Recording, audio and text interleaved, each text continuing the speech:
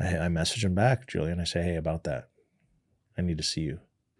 I'm not going to tell this guy on this encrypted phone who I've never met that I lost his money. I can't, right? I'm like, I need to see you. And he's like, okay, well, you got to come see me in Mexico.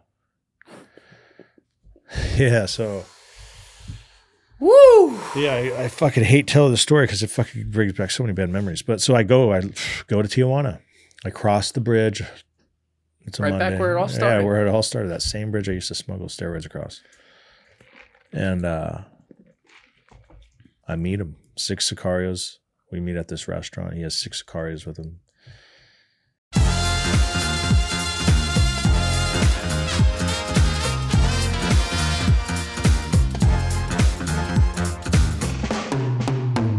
You're the first person to ask for my hand fidget as well over there, so I feel like we're matched up today. Dude, I like you it. gotta have big forearms. Chicks love forearms. They do like forearms. Yeah. They do like them. But dude, how's it adjusting back to life? I mean, you've only been out what, like 7 months? 7 months, yeah. You know, it's a slow and steady crawl, right? And then I finally stood up after I got out of the halfway house and started walking again. It was a strange feeling, right? I had this girl that's been with me the last 10 years in prison, and she says, I'm delivering you Mastros. I'm delivering me Mastros. I said, that's a steak restaurant in Beverly Hills. She goes, go outside. And this is when I was staying at the halfway house. And I go outside and she goes, you got Uber Eats. I said, what the fuck is Uber Eats? And she goes, yeah, they're out there. They got a steak dinner for you. I said, what are you talking about? I've never heard of this. Like, Uber Eats. What the fuck is Uber Eats? And I go out and the guy brings me a Mastro's steak and fucking butter cakes in there. And I'm like, holy shit, what's this world coming to, right? It got a little more convenient since you left. And then she had a package come and she says, hey, I got you a set of Bluetooth. I said, what's Bluetooth? And she's like, I did Amazon Prime. It's going to get there tomorrow. I'm like, what the fuck's Amazon Prime, right? like yeah. And she's laughing. I'm like, what are you laughing about? She goes, that's what we use now. It's next day. And I'm like, holy shit.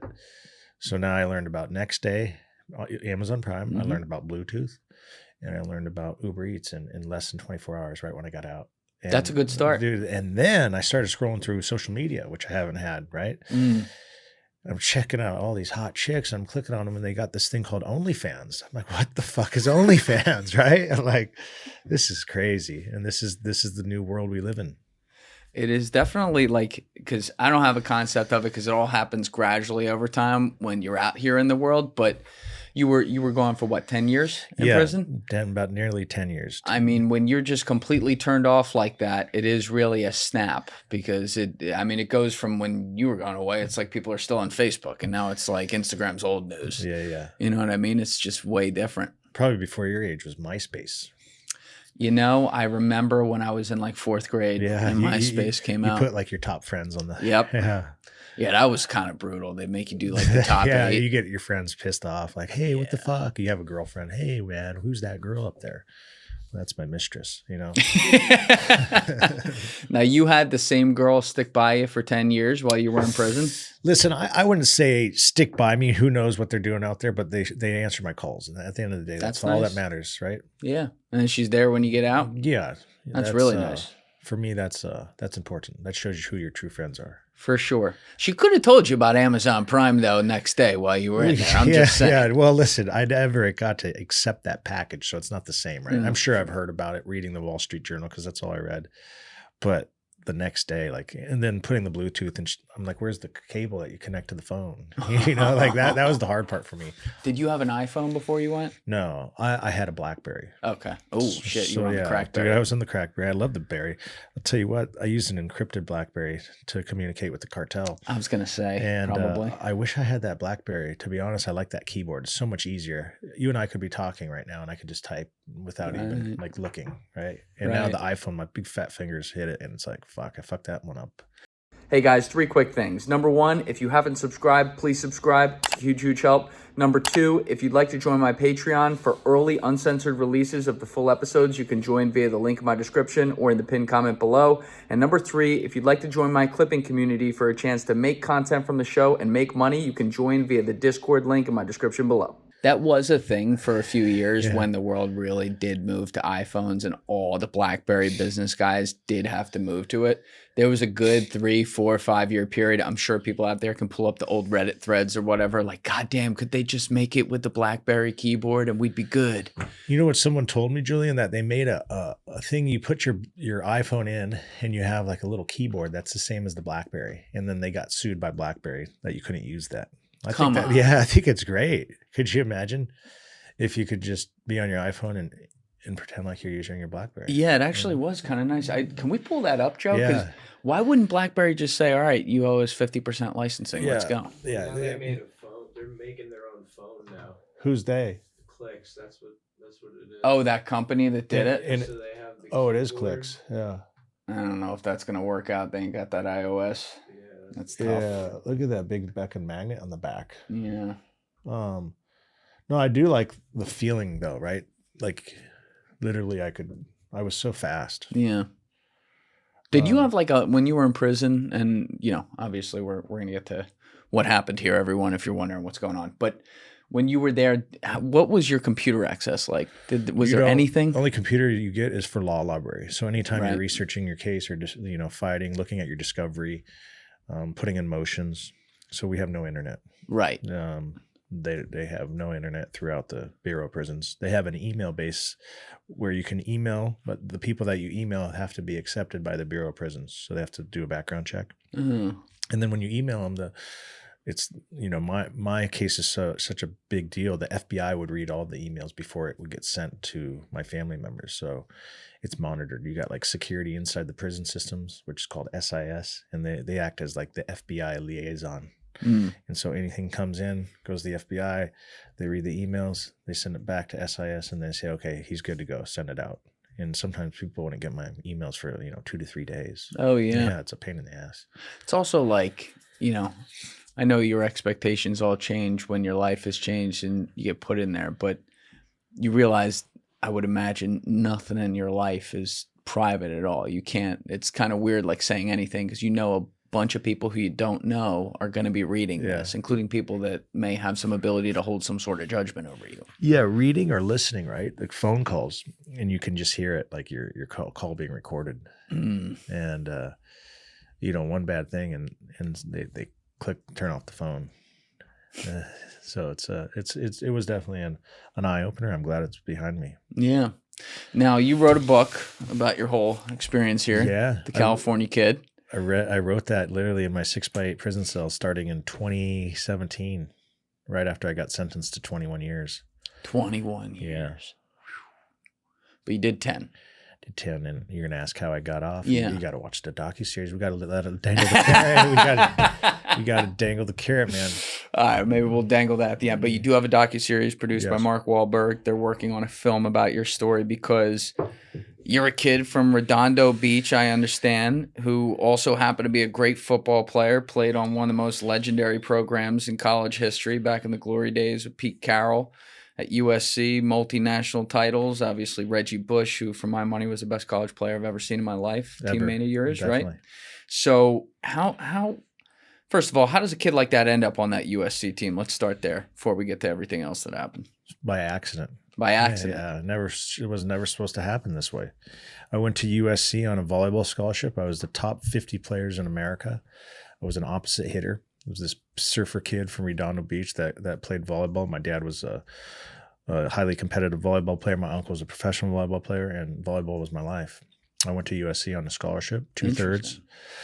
Sophomore year, my coach called me in and said, Hanson, I'm redshirting you. I said, fuck, I came here to play volleyball. What do you mean you're redshirting? He says, you need to work on that vertical jump. He says, you're not jumping high enough. He says, you need to work on your arm strength. I said, coach, come on. He goes, you're playing behind the best all-American volleyball player in the nation right now, Brooke Billings. And he says, you got to step it up, Hanson. And I said, okay, I'll fucking step it up. And I left that office that day, and I said, fuck, what am I going to do now? And I literally drove down Redondo Beach, where I'm from. I went to Gold's Gym. I went to the biggest bodybuilder there. And I said, man, I just got fucking cut. Redshirting's pretty much getting cut. Mm. I said, I just got cut. I said, my coach said I need to work on my arm strength, my vertical jump. What do you recommend? And this bodybuilder goes, do you want to do it legally or illegally? And I said, whatever works fast, right? And he says, you got to get on performance enhancing drugs. I think I was 19 at the time. What did he put you on? It wasn't what he put me on because I couldn't afford it. Remember, I'm a blue collar kid. My parents were blue collar family. My dad was a construction worker. My mom was a librarian, and they were divorced. And he says, well, this is what it's going to cost. And he starts naming, Sustanon $250, $100, Winstrol tablets, $150, Anavar, $150, growth hormone. I'm like, okay, I can't afford that. He says, well, if you can't afford it, I suggest you go to the Pharmacia. I said, Pharmacia? He says, yeah, Tijuana. He wrote down this list, and Julian, that's what I did. I drove to the Pharmacia in Tijuana. I picked right across the border. Right across the border. And I walked across because I don't want to have to drive back. I don't want to have to get stopped by the customs.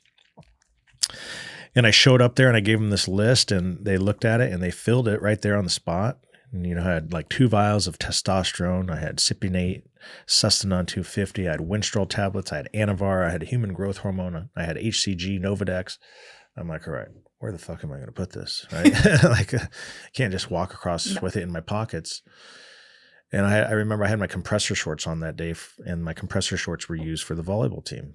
And I said, you know what, that's where I'm going to put them. And I dumped all the pills and the vials in this plastic sandwich bag, and I wrapped it up. And the lady gave me some 3M medical tape, and I taped it. And I just made it like a just think of a banana. And Julian and I went in that bathroom, and I didn't stick it in the hole, but I stuck it in the crack. And I pulled those compressor shorts up, and I said, let's go. And my buddy and we went back to that line. U.S. Customs says, you bring anything back? And I said, absolutely not, sir. And I lied, right? And I walked across that border with this banana up my ass. And for the first time ever, I lied to the authorities, and I broke the law. You'd never broken the law in any way before. I was a kid that, followed directions. I had a father that gave me a 6 p.m. curfew on Monday through Friday, 8 p.m. on the weekends. Never drink a sip of alcohol. Whoa. Yeah. So there's a lot to think about when you're shopping for a new mattress. Your budget, your sleeping style, where do you even start? Luckily, GhostBed is here to help. GhostBed's redesigned mattress quiz cuts through all the noise and gives you a clear, reliable recommendation for the mattress that is going to help you get the best sleep possible. All you got to do is answer a few questions about yourself and get a recommendation within a couple minutes. And you can even take the quiz with your partner. So instead of debating who's right, you can find the bed that works for both of you. GhostBed is a family-owned company backed by over 20 years of mattress expertise. Every one of their mattresses are built with cooling features to keep you comfortable all night and made to last with a 20 to 25-year warranty. And the value's undeniable too. GhostBed's mattresses cost up to 50% less than comparable brands. On top of that, you're going to get a 101-night sleep trial and fast free shipping. Most orders arrive in 2 to 5 days, so you'll be sleeping better by next week. Right now, as a Julian Dorey podcast listener, you can get an extra 10% off your order for a limited time. Just go to ghostbed.com/Julian. That link is in my description below, and use promo code Julian at checkout. That's ghostbed.com/Julian, link in my description below, promo code Julian. Upgrade your sleep with GhostBed, the makers of the coolest beds in the world. Some exclusions apply. See site for details. After that day, Julian, I'll never be able to understand why this happened, but I chased that rush forever. And it was a rush. It was a rush, knowing that I just smuggled something into America, and in that rush, I would keep going and going until I was smuggling a ton of cocaine into Australia and Canada. We'll get there. Yeah, we'll get there. Yeah, but just to give your viewers the first little trickle. Yeah, that's where it started, right there. Yeah, you're trying to get stronger. Yeah, and so they're like, go to Tijuana so you can afford it. So I did. I went back and started injecting, and this is why it was an accident. I made the football team. I was in the weight room, and one of the strength and conditioning coaches comes in. And he goes, Hanson, what the fuck have you gotten into?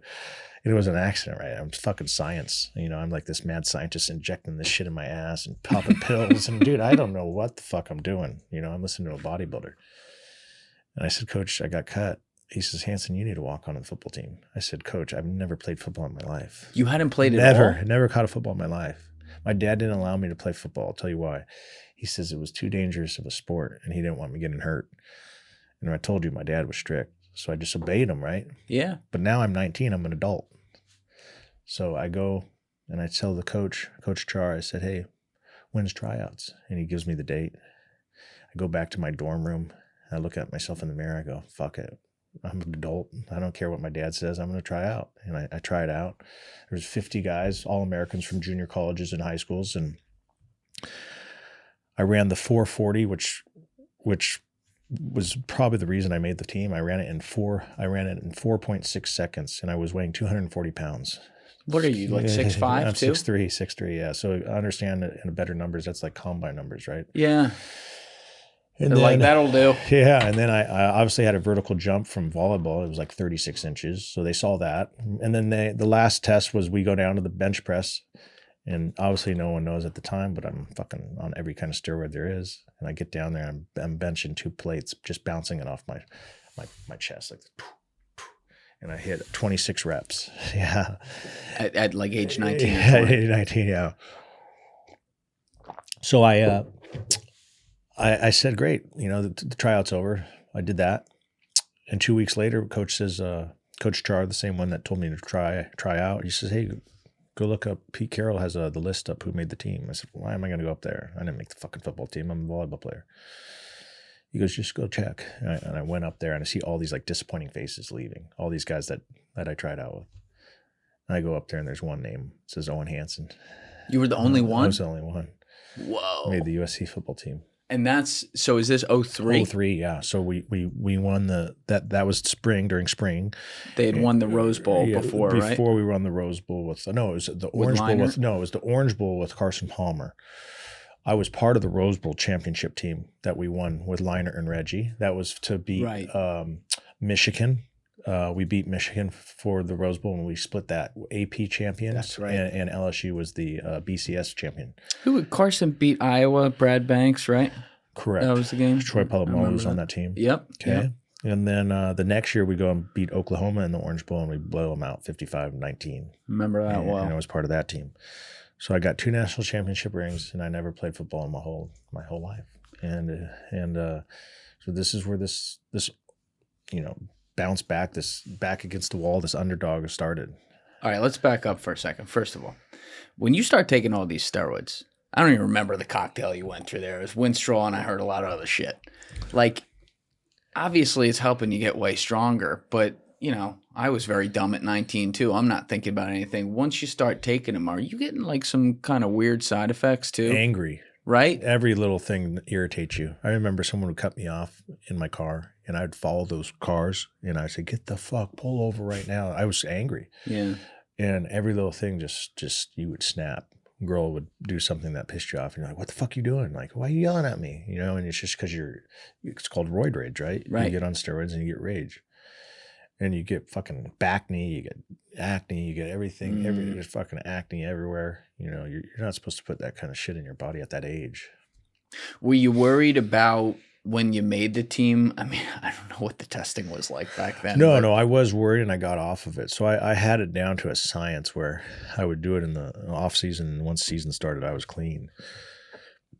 I was able to keep my size just taking the protein shakes, the creatine, the glutamine. Did that feel weird though? Was it hard on your body, like going from 100 down to 0? Yeah, of course. You're not as strong in the gym, right? But it has to be done. I got tested many times. Passed all. Yeah, passed all. No Wizinator. No Wizinator. Back then they didn't have it, but yeah, that thing came in very handy later on in life. Yeah, it'd be some fucking white dudes going in there coming out with black cocks. Yeah. I've seen that. The old Wizinator. They got it in all colors now, right? They even got a Chinese one. Yeah, a little Asian. They got it. What's it, an inch long? Now, were you a tight end or what? Yeah, I was a tight end. I played behind Dominique Bird. Fred Davis, who played in the NFL. Yeah. Greg Gunther. It was great. I had an awesome time. I learned a lot. Coach Brendan Carroll was my coach, who was Pete Carroll's son, obviously. Mm-hmm. Lane Kiffin was our receiver coach. Oh, that's Coach right. Sarkeesian was our quarterback coach. Norm Chow was our offense coordinator. Ed Ojon was our O-line coach. He's a cool guy, Yeah, right? I could keep going. Ken Norton was our linebacker coach. The legends, right? What was it like playing with Ed Ojon? I couldn't stand Ojon. He scared the shit out of me. He said, "You motherfucker." One time he had a bunch of dip in his mouth, and he put coffee grinds in his mouth with his dip. He'd mix it, give him that fucking energy. And one time I didn't make a block, and he said, "You motherfucker." He grabbed me by the fucking face mask and he shook me. "You fucking walk on." And he took his fucking dip and he just threw it in my fucking face mask. I go, "Fuck. What are you gonna do? You can't do anything. This guy's a fuck." Everyone's scared shitless of this dude. And I'll never forget that day, man. He just manhandled me. Yeah, he's kind of like it. Deep, have you ever seen the video of Ed Ogeron running like on campus shirtless? Oh, he's a nut. Oh, he's out of his He's mind, fucking, but it's the funniest thing ever. He drinks like 8 Red Bulls a day. And he's cut back. He used to drink like 15, I guess. That sounds about right. That's what Dan Campbell numbers right there. Yeah, I don't know if we can find that on Twitter. I would like to go see Ed. I want to see Ed coach again, I want to go speak to his college team. It's kind of great because you were away when that happened, but like he goes to LSU. He had all these other jobs and, could never stay as like a head coach. Goes to LSU, recruits Joe Burrow, builds wide receiver U while he's there, wins the title, and like within a year, they're gets like, fired. Get packing. Yeah, what the fuck? Yeah, it doesn't make sense. Oh, this is the video. No days off. Oh my God. That is a Ogeron stroll right there. Is that at the campus? Yep. He's sweating like a whore. He's got the towel for the sweat. He's running right by right here. That's funny. Oh my God. Now just picture that man just like throwing coffee and dip right in your fucking face. Yeah. But I couldn't understand why he got canned. That was kind of crazy. I was hoping Kingpin would hire him, bring him back on. Wouldn't that be funny? That would be, like a full circle kind of thing, right? So that was good. Were you friends with guys on the team that we would know? Yeah, Matt Leinart. I was in Reggie's wedding, Reggie Bush, Brandon Hancock, Lendell White were in my. You were in Reggie's wedding? Yeah. No shit. Yeah. Lendell White was. Yeah, I remember he was Lendell. in the docuseries on Amazon Prime. Brandon Hancock, our All-American fullback, was in there as well. Kept in contact still to talk to Matt Leinart yesterday, actually. Are you going to do him and Jerry's show? Yeah, we did it. We did it right before cool. the docuseries. Yeah, it was perfect for the football. And, Jerry's friends with Wahlberg, obviously, from Entourage. Friends with all of them, man. Yeah. So, it was good. It's been a grind. It's life. And it's very humbling to come from, eventually we'll talk about making $1 million a day and getting out of prison and making $1 on an ice cream bar that I manufacture, right? And it's just a slow and steady race, but at the end of the day, we're looking for an exit plan in 4 or 5 years for the business you got. Business, yeah. So you talk about that rush though when you're at the border, and you've always been this kid who was forced to follow rules. First of all, like, did you have like a I don't want to call it like a weird animosity, but did you have like develop once you got out of the house, like a rebel nature kind of towards your dad because he had been so strict? And that was part of the rush? I think, I think you're right. At some point, you just realize, like, what? Now it's my turn to understand why. Like, why was he so strict? But I understand why, because my dad was an alcoholic. And he always says we don't drink in this family. And then when I got to college and I had that first sip of alcohol, I felt like Superman. And then when I had that first line of cocaine, I really felt like Superman. And I was like, okay, now I see why Pops didn't want me doing this. Oh. It's in our blood. Like, we're fucking addicts. We enjoy drinking alcohol because it makes us feel good. And I see why my dad, used to drink every night. So he wasn't a recovering alcoholic. No. So when my dad took me under his wing when I was 8 years old, and my parents divorced, my dad got sober for 13 years. So he got sober all the way until I graduated college. And then as soon as I graduated college and he saw that I was, successful, he's like, okay, now I can drink again. I don't have to worry about my son. Oh, wow. So he did that. I respect him for what he did. He stood by me and pushed me through and got me out of school and was by my side as a sober person. Yeah. I don't think I've ever heard a story like that before. Yeah, it's crazy. 13 years. Now, were you split when your parents divorced? You were 8? Yeah, I was bummed. Yeah, you're supposed to have a mother in life, right? And to see my mom, once or twice a year is difficult. Oh, so you didn't split time? No. My dad said, I'm keeping my son. My mother said, okay, well, I'm going to take Owen's sister, their daughter, and when we would change, during like Thanksgiving or Christmas, when I would see my mom, my sister would go with my dad and I would go with my mom. So I'd see her, twice, 3 times a year most. And it was hard, not having a mom. Most people, it's the other way. You don't have a dad. Right. But either way, like even a lot of situations, it's like they see their dad every other weekend or on weekends, that kind of thing. At least there's something to like, regardless of what parent it is, to only be with them on like a holiday or something once or twice a year. Did you feel like you even had a relationship with your mom? Like she even knew who you were? Yeah, I mean, she would call me, obviously, and it's just not that relationship most people have with their mother, right? Yeah. It was just, to this day, I tell her, fuck me up. But at the end of the day, it is what it is. My parents, didn't get along, and it had to be that way. So why did it have to be that drastic? Why couldn't it be like other parents don't get along? I think because she left and she moved away, like 10 hours away, so that made it difficult to see her. She was living in Northern California and I was living in Southern California, and so it's a big difference. And why was it? So you were the boy, so I guess your dad. Well, I was already playing sports. I was 8, Yeah. So I was in AYSO. I was playing basketball, AAU, volleyball. So it was like my dad's like, no, you're not taking him. He's already in the sports leagues here. It was the best thing that happened, though. I'm glad I stayed. Got into USC because of it. Did you ever feel like your mom, because she, was okay, I guess, with not being in your life, pretty much, like she didn't love you, or you felt abandoned? Definitely abandoned, right? Watching her leave with my sister crying, sucking her thumb with her blanket in her hand. I was like, damn, that's hard. And I was like, asking my father, what did I do wrong? Like, I told my dad, I said, Dad, what did I do? Like, I've been showering, I've been making my bed, I've been eating my vegetables. Like, where did I fuck up as a kid? And it's hard to understand at that age, no doubt. Impossible. Wow. All right, some of it's clocking.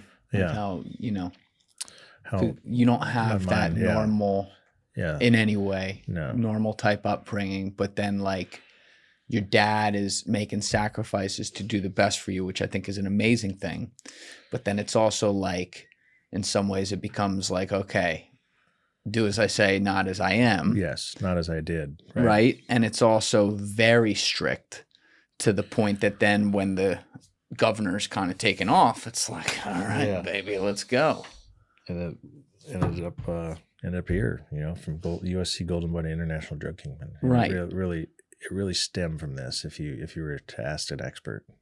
Before you ever got the red shirt conversation, though, because that was before when you were going to be a sophomore, right? Correct. So freshman year, had you experimented with like alcohol and coke then? No, I hadn't yet. I waited sophomore year.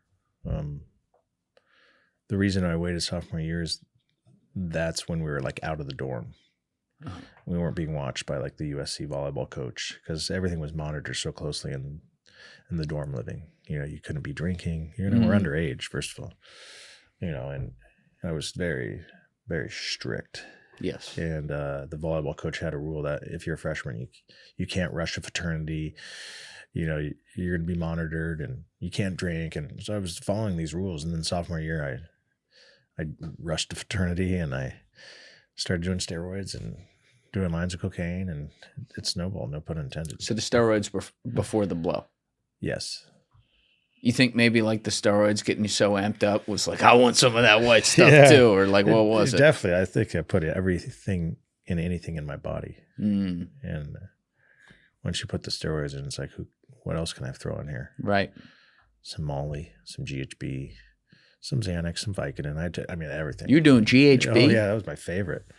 Do you remember it? Dude, I love it. I loved it because being on steroids, you're so amped up and it's hard to sleep at night. And then when you take that GHB, it just brings you down. Yeah. And that's what I liked. I like that feeling of being down when I'm so amped. I like at night, not during the day. I got you. And then you'll see in the book, I started literally taking G like at 6 in the morning when I wake up to go work out, just because I'm so amped and fucking got this cartel behind me, and I'm just like, holy shit, I need to calm down. And GHB and a half a Xanax would level me out. But so I always just think of GHB as the date rape drug, because people, if you mix it with alcohol, Right. But GHB used to be legal in GNC. They used to call it Blue Thunder in the 90s, and it was legal. You could, I think it was called Blue Lightning or Blue Thunder, but you could buy GHB legally, and people would use it for insomnia. Wow. Yeah. I didn't know that. So this is before people started abusing it. Right. Yeah. So you would, wow, that's, you had a lot going on. But when you're playing on the national champions for a couple of years, obviously, like, you know as well as anyone, college football is a full-time job. I mean, you work. All my best friends in college were D1 AA players. They had a 60-hour-a-week job. Oh yeah. And then they also had to take class and stuff like that. And you know, the balance is insane. How are you? I always kind of wonder that, like how the guys, especially at the highest level, playing on teams like that, balance being at a school like USC in California. Women are looking great. Parties are amazing. And then also being so locked in to be able to be like undefeated national champions. Like, was it fucking with your body, all the abuse you were doing to it, to the point that you couldn't perform like you wanted to out there? Or? No, I think I performed better. You know, it kept me going. Like imagine taking an Adderall constantly and being up and just laser focused. And that's how the cocaine did it for me. And then at night I'd take that GHB to lower my levels. I'd sleep and then do it again and again. And, you know, I think it helped also the USC program put us with tutors, right? We had everybody on the football team had a tutor for every class. Oh, wow. So that made it a lot easier. Time to do homework, my tutor would be sitting there, you know, and we'd get through it. If I didn't have that, there'd be no way I'd be able to pass. What was it like playing for Pete? Man, legend, no doubt. He's a player's coach. So every day we'd be excited to go to, you know, practice. Not only practice, but we'd watch film, and there'd always be some little thing he'd bring into the room, like Snoop Dogg or Dr. Dre, or, you know, like Will Ferrell would be there some days. And these guys would dress out. You'd see Will Ferrell on pads, and you'd see Snoop Dogg running routes with us. It was cool. And he was just a jokester. I remember one time he said, "Hey guys, Lindell's suicidal," and we looked up, and Lindell wasn't at practice, but he was on above the roof, and someone dressed a mannequin up with Lindell's practice jersey and threw it off the roof. And this is before, like, if this happened now, you know, people would he'd be fired for sure, right? So people were like, "No, Lindell," and we were like, "What the fuck," right? But it's just Pete's imagination. Just he was great, and. Is he as upbeat, like positive all the time as he appears? Oh, yeah. Yeah. The guy used to drink like 6 Diet Mountain Dews, and he would have this gum. I remember our equipment manager, Tino, would give him this big league chew, and he'd just be chewing big league chew and just chugging these Diet Mountain Dews. And I'd be coming in from like a late night, and I'd cut through Heritage Hall, and there's Pete just literally still on the computer looking at film at like 3 a.m. Wow. You're like, this guy's just... He's a beast. Definitely lover of the game, for sure. I wish we were talking before camera. I agree with you. I kind of wish you would have hung it up after the Seahawks game, because he had been going for like fucking 50 straight years at that point. It's time to retire. Yeah, he didn't need to go to the Raiders. Yeah, bring Geno Smith over there. It just kind of felt like it was. And look at now the Seahawks are in the Super Bowl. Isn't that great? Yeah, it's crazy, man. Mike McDonald. Was that one year he pulled that off? Yep. Wow. Darnold's a USC kid too. Yep. I just read a stat, the first USC football player to ever start a Super Bowl. Really? Yeah. As first quarterback, yeah. No shit. Yeah. I wouldn't have guessed that. That's a good stat. Yeah, Carson never made it, right? No. That was Kurt Warner. Kurt Warner, yeah, but he wasn't for Cardinals, but he's not USC. Wow. How about that too? It's a great story with Darnold, because he started up here with the Jets, which is just where football goes to die, and finds a way back onto the field eventually. I love it. I saw him like a year ago at his country club. I was golfing, and Hancock introduced me, and he was playing at Minnesota at the time. And look at they got rid of him Yeah. And now look at Now he's in the Super it's Bowl. awesome. I love it. No, that's really cool. So you were on the team for 2 years at 2 USC? years, yep. The back-to-back years. The third year we lost to Texas. They needed me. They needed my performance. That game would have been different. Yeah, well, they needed my performance enhancing drugs. That's right. I became a doctor of this football program. They called me Dr. O-Dog. I was just going to ask you, how many, did they have like a Gatorade machine in the middle of the locker room that was spitting out wind straw? So when people got hurt, they came to me, but I only treated them during the off season. Like I wasn't putting my teammates on steroids during the season. That's nice. Like we're getting tested, right? We can't have a bad test and cost us a national championship. So, the Spanish doctors. Yeah, right there. yes, exactly. So that third year I wasn't there. Maybe if I was there for Texas, we would have came through. Maybe. Should have got that third year red shirt. Now, when did you? Because if I understand correctly, talk with AJ, like kind of the gateway to what ended up happening in addition to you starting to experiment with things was you got involved with like gambling. Yes. In college. Now everyone sees gambling now legal and all that kind of crazy wild wild west. Back then, very different story, completely different environment. How did you get involved and what was the nature of you getting involved in gambling? The nature was the recession hit in 2007. And I just lost my job. I was working for a big USC alumni. And I was like, man, what the fuck am I going to do now? And I was like, man, I really like sports. I'd be perfect. You watching Goodfellas as a kid. I was like, I'd be perfect. A perfect bookie, right? I got all the athletes that I played with. I'm meeting all these, celebrities from all my buddies that are dating. You got to remember, Liner was dating Paris Hilton. Reggie was dating Kim Kardashian. That's right. So I was meeting all these people in Hollywood, and what an era! I was literally like, I said, you know what? That's what I'm going to do. I'm going to become a bookie. And at that age, I was like, man, who am I going to have teach me this business? And my dad had an Italian friend that was a bookmaker. Makes sense. And I begged my dad to give me his number. He's like, no, you're not seeing Uncle Tony. I said, Dad, I got to see Uncle Tony. And he said, you're not seeing Uncle Tony. And I begged him, like, finally I got a meeting with Uncle Tony. And I said, Tony, please. I said, this is temporary. I just lost my job. I said, I got all these USC kids. I got all of my boys in the NFL now. I said, let me just have an opportunity. Let me have a half pay. They call it a half sheet, where he gives you a percentage off of the players you bring in. And at the time he said, I'm going to give you 20% of whatever your customers lose. In the first, I want to say 5 or 6 months, one customer lost $1 million, and he gave me $200,000, right? Over a 6-month period. And I'm collecting big money for him, right? Cash. And then he's like, I'm like, hey, something's backwards here, Uncle Tony. I said, I think I should be getting 80%. You get 20. These are my customers, and he's like, no, not happening. I said that to the Italian. Yeah. He said something. I said, well, can I get a bigger percentage? No, that's all. I said, are you sure? And he said, well, let me ask my partners. So he asked his partners. They're like, nah, well, most we can give him is 30. Right. And I was bitter about it. I was like, you know what?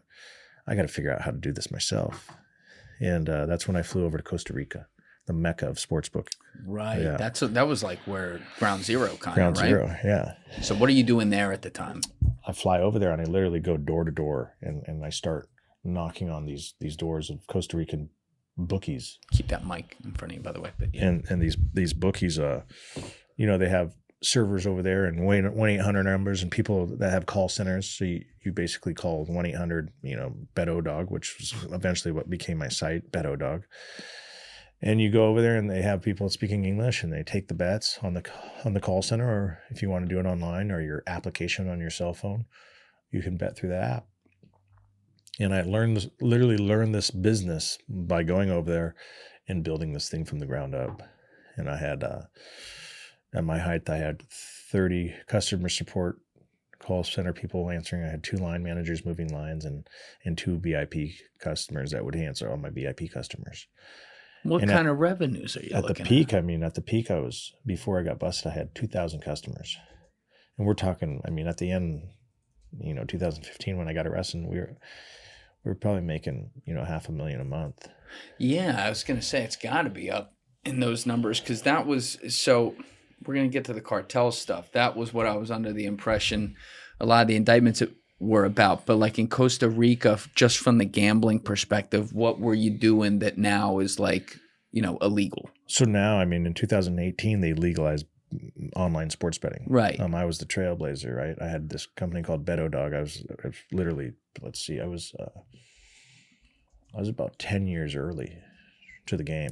So you were just doing exactly what they're doing now. Exactly what they're doing. It just wasn't legal yet. Yeah, and I was taking, all mine was lines of credit. So no one would use a credit card. No one would deposit a check. No one would, now you have to obviously post up. Right. So I just gave them lines of credit. And when you lost, I would collect. And when you won, I would pay you. And sometimes we'd have to do things the old fashioned way, and knock on doors and, avoid breaking kneecaps, obviously. But we'd put the fear of God in them. You never broke a kneecap? No. We tried not to allow. My big thing was if you involve any kind of violence, it's gonna get you in trouble.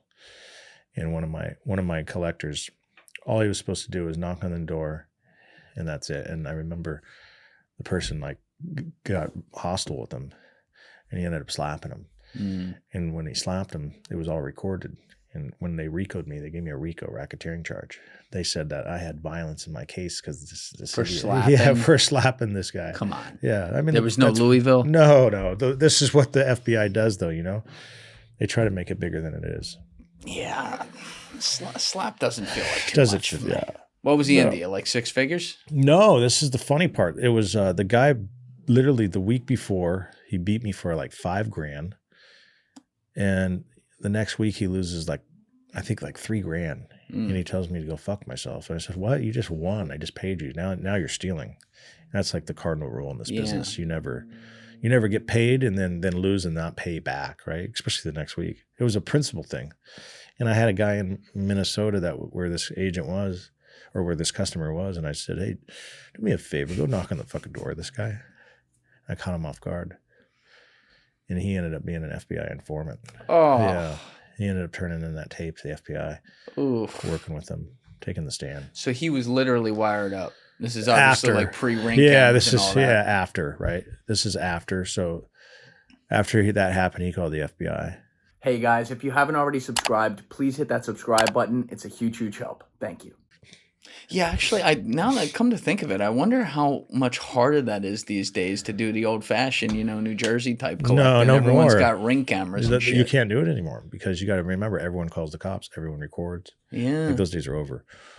Being a street bookie's no longer. I got to ask my guy Ant the Bookie about that. I'm sure they find a way around it. Yeah. But, it's not the same as the old days for sure. Definitely not the same. So you were living in Costa Rica. Yeah, I was part-time. I was in Costa Rica mostly. I had a house there and on the water, and then I would fly back. Sometimes I'd meet up with customers, take them golfing or taking them Vegas fights or, wine and dine them. I treat it like a concierge. This is where I'm a little confused just for the gambling aspect of it. Was your identity behind the website anonymous, meaning if the government first found out about, what was the name of the site again? BetOdog.com. So the government first finds out about Bet-O-Dog. They don't know it's Owen Hanson doing it. No, I think my name in the business was Junior. Yeah. You just, you got these names like for all your agents. So they have to figure out who they you got to are. figure it out, yeah. So what you, meaning for years there, even if it in hindsight probably was a little careless, you weren't worried about flying back and forth to the U.S. They would know who you are. No, I was saying I was a real estate developer because I was developing in the United States as well. What were you developing in the United States? Mostly spec homes, residential. Okay. Stuff in like Hermosa, Manhattan Beach.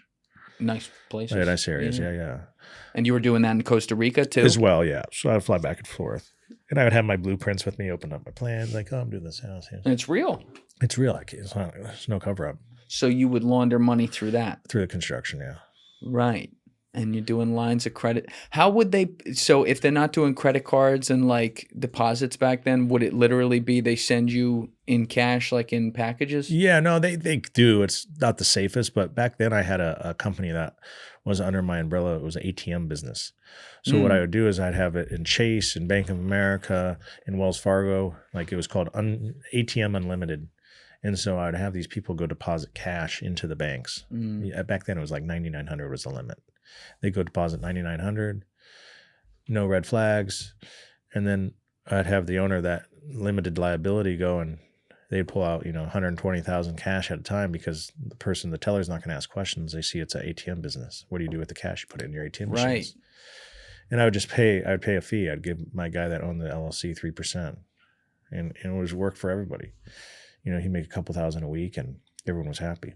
So you go from being on the top of the world, playing at USC, doing roids and winning national titles and being the man, to then, now I got to work like kind of a normal real world job, to very quickly the recession hits and then you're out of a job, like, oh shit, now the world's really real. I got to make some money, to building this business that at the time is illegal. Again, we're just on the gambling right now.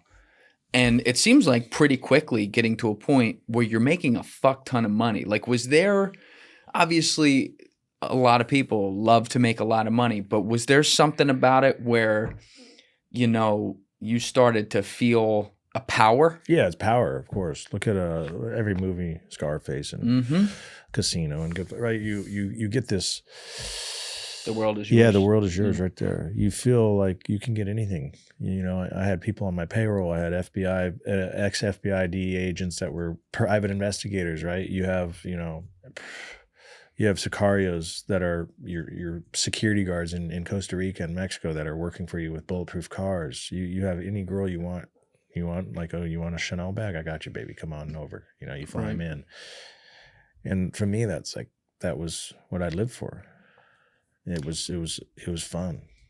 You got a lot of women in college already, right? Yeah. I imagine playing for USC. So that's not new to you. No, that wasn't new. But being able to get something that you can't have, like that, like I like that game, right? Like it was so much easier when you're making that kind of money and you had that kind of power. Yeah. And you have, security guards around you and they're like, who's that? What do you do? I'm a bookie. Like what the fuck's a bookie?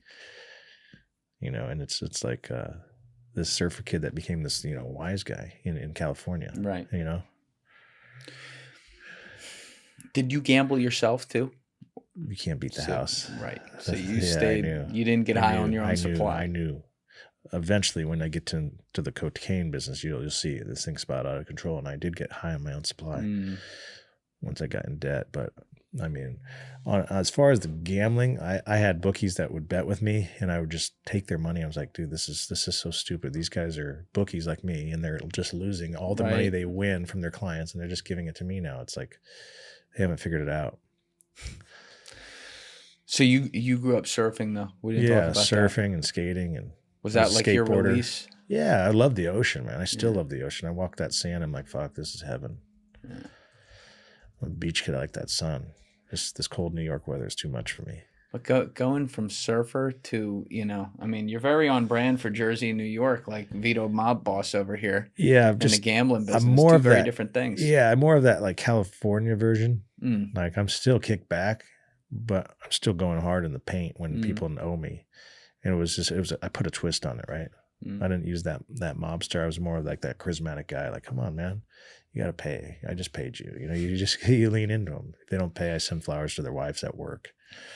That was one of my fucking secret weapons. You do that. I find out where their family was. Oof. But listen, it's a game of tactics. It's a cold world. Yeah. And usually after that flowers, usually I'm getting paid within like the next 30 minutes because the wife's calling. Hey, I just got some flowers. It said Junior. Who's Junior? And then they would know, oh, that's my bookie. Let me take care of this. Whoa. Like, hey, well, don't you ever send flowers? I said, well, don't you ever stiff me? That's some psychological warfare right there. It's gaming. And you're just playing it just for psychological war. Yeah, it's all psychological. It's not going past that. You never worried about, I don't know, like the feeling of power that can happen there to where someone does fuck with you after that. Maybe it does go farther and you do things you're not capable of or you think you're not capable of. Yeah, I mean, of course, it bit me in the butt. I remember one guy, I reached out to his father and his father ended up, calling the FBI and, it's just all these little FBI phone calls and then they start investigating. Right. Now, what about like your friend? Because you were, like you said, you're out in Hollywood, basically in college. You guys were the hottest game in town too. Like, what about your friends, including those who were famous people at that point? What you mentioned, like actual celebrities, but even like the guys you played with, the Reggie Bushes of the world and stuff like that, who you maintained friendships with. What did they think about what you were doing? You know, they know I'm in the casino business. They know it's an offshore account. And back then, if you were offshore, you're technically legal, right? That was the separation. Like you can bet gambling online, but it had to be offshore. So that's why I did it in Costa Rica. No, I didn't. So it was legal. It was a gray area because the exchange of cash or exchange of any kind of money in the United States made it illegal. Keep that in mind. So like the companies like Bovada and all these companies that were offshore, they would send you like a check from Costa Rica or from, wherever they're at, Canada, wherever they had the office. And that's what made it legally because the check was coming from there. But you didn't do that. No. Right. I give you a bag of cash. Old fashioned. Yeah, old fashioned. Would that have been like, because you're your own guy, you're not like this conglomerate like Bovado or something. Would that have been like a real bottleneck to be able to try to do a system like theirs? Meaning like it would have basically put you out of business if you had to set up something like that? It just takes too long. I'll tell you why. I'm a week-to-week bookie. So every Monday I settle. Those guys will let you, cash out whenever you want. But I like it week to week because I clear your account. And that gets you to gamble more. A bravado guy, they leave your money in there. And let's say they request, $2,000 from their positive $5,000 account. Well, guess what? They still have money to play in there. I like to take it where I give them the money right away. So now they have to lose it right away. And that's the difference between a street bookie and a online company that's legit. You can cash out, and it takes a long time too. That you cash out from a company like Bravado, and it takes you like 3 weeks to get a check. To this day, or back? I don't know. Back then it was. Yeah. I don't even look at the platforms anymore. I'm banned from every casino in the United States and the world. So there's no point. Might be for the best. Yeah, it's probably better. Yeah. But wow, so that it escalates quickly though. Now what? Like you talk about the power and, you're offshore too. So there's some interesting connections you get. First of all, when did you start bringing on like ex-DEA and ex-FBI type private investigators, and what spurred you to do that? Was that strictly like clients who weren't paying kind of deal? Yeah. Clients weren't paying and some other guys in the industry used them. And it was, he was ended up being a FBI/DEA undercover, and he ended up starting his own private investigation. And he had a database that was insane. He could get anything from where your family lived, from social securities to your grandma's, to your phone numbers, to addresses, anything and everything you needed. And he was so cheap, just bring him cash, meet him at Starbucks, cash him out. He'd give me files like, whatever I need. Did he ever talk to you about like, man to man, like, you should watch yourself here? Eventually, later on, once the FBI was watching, we'd run license plates. We'd start running license plates that were following me. He'd be like, yeah, that's FBI. But on the way there, he didn't say anything. No. He was just collecting his paycheck. Right. He didn't care. It's interesting when he got defense he ended up going changes. to prison. Oh, he did? Yeah. You'll see he got arrested. Oh, wow. That's in the documentary? Yeah, I did 2 years. He's actually in the documentary. No shit. Yeah, he did 2 years, yeah.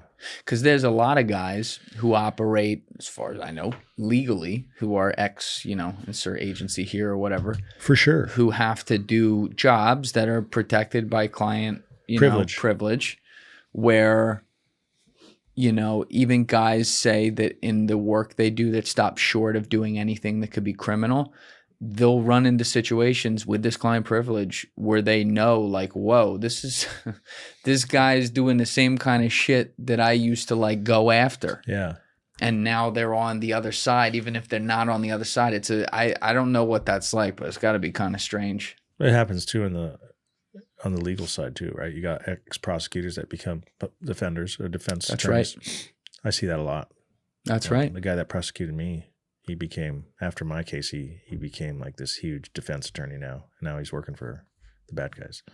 See, I've had on before Brian McMonagle. He's one of the best defense attorneys of all time. I had him episode 115. He got Bill Cosby off. Wow. And then quit. And then Bill Cosby got found guilty. Yeah. And, you know, this is a guy who's defended people in the mob. You know, he got help with the Meek Mill case, which was actually a great one for him to do and all that. But like the most moral guy I've ever met in my life. I've known him since I was like 4 years old, which is like a strange thing to say, but he genuinely really is.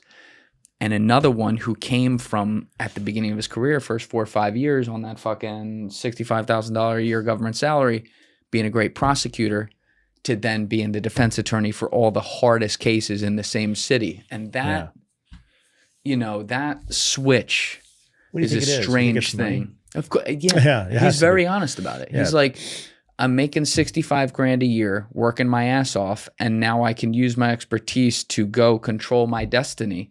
That's what I do. But to his credit, he's like, every defense attorney is supposed to take any case, like objectively, right? Something comes in, everyone deserves the right to a fair trial, so you got to take them. But he's like, I'll be honest with you. If you like blow up a building or something, you're not. I'm not your guy. Defending you. I'm not doing it, you know? Or if you're a sex offender, right? He's done some of those before, which is interesting because it's like I view that as terrorism in its own light as well. But, you know, that is not a job I could ever do. No, definitely not. Right? You know, there's different cases. Maybe you have a client who really did break the law and did something wrong, but it's like, you know, I'm not really worried about this guy. Like, it's fine. He won't do this again. And then you get the client who did the worst thing. Yeah.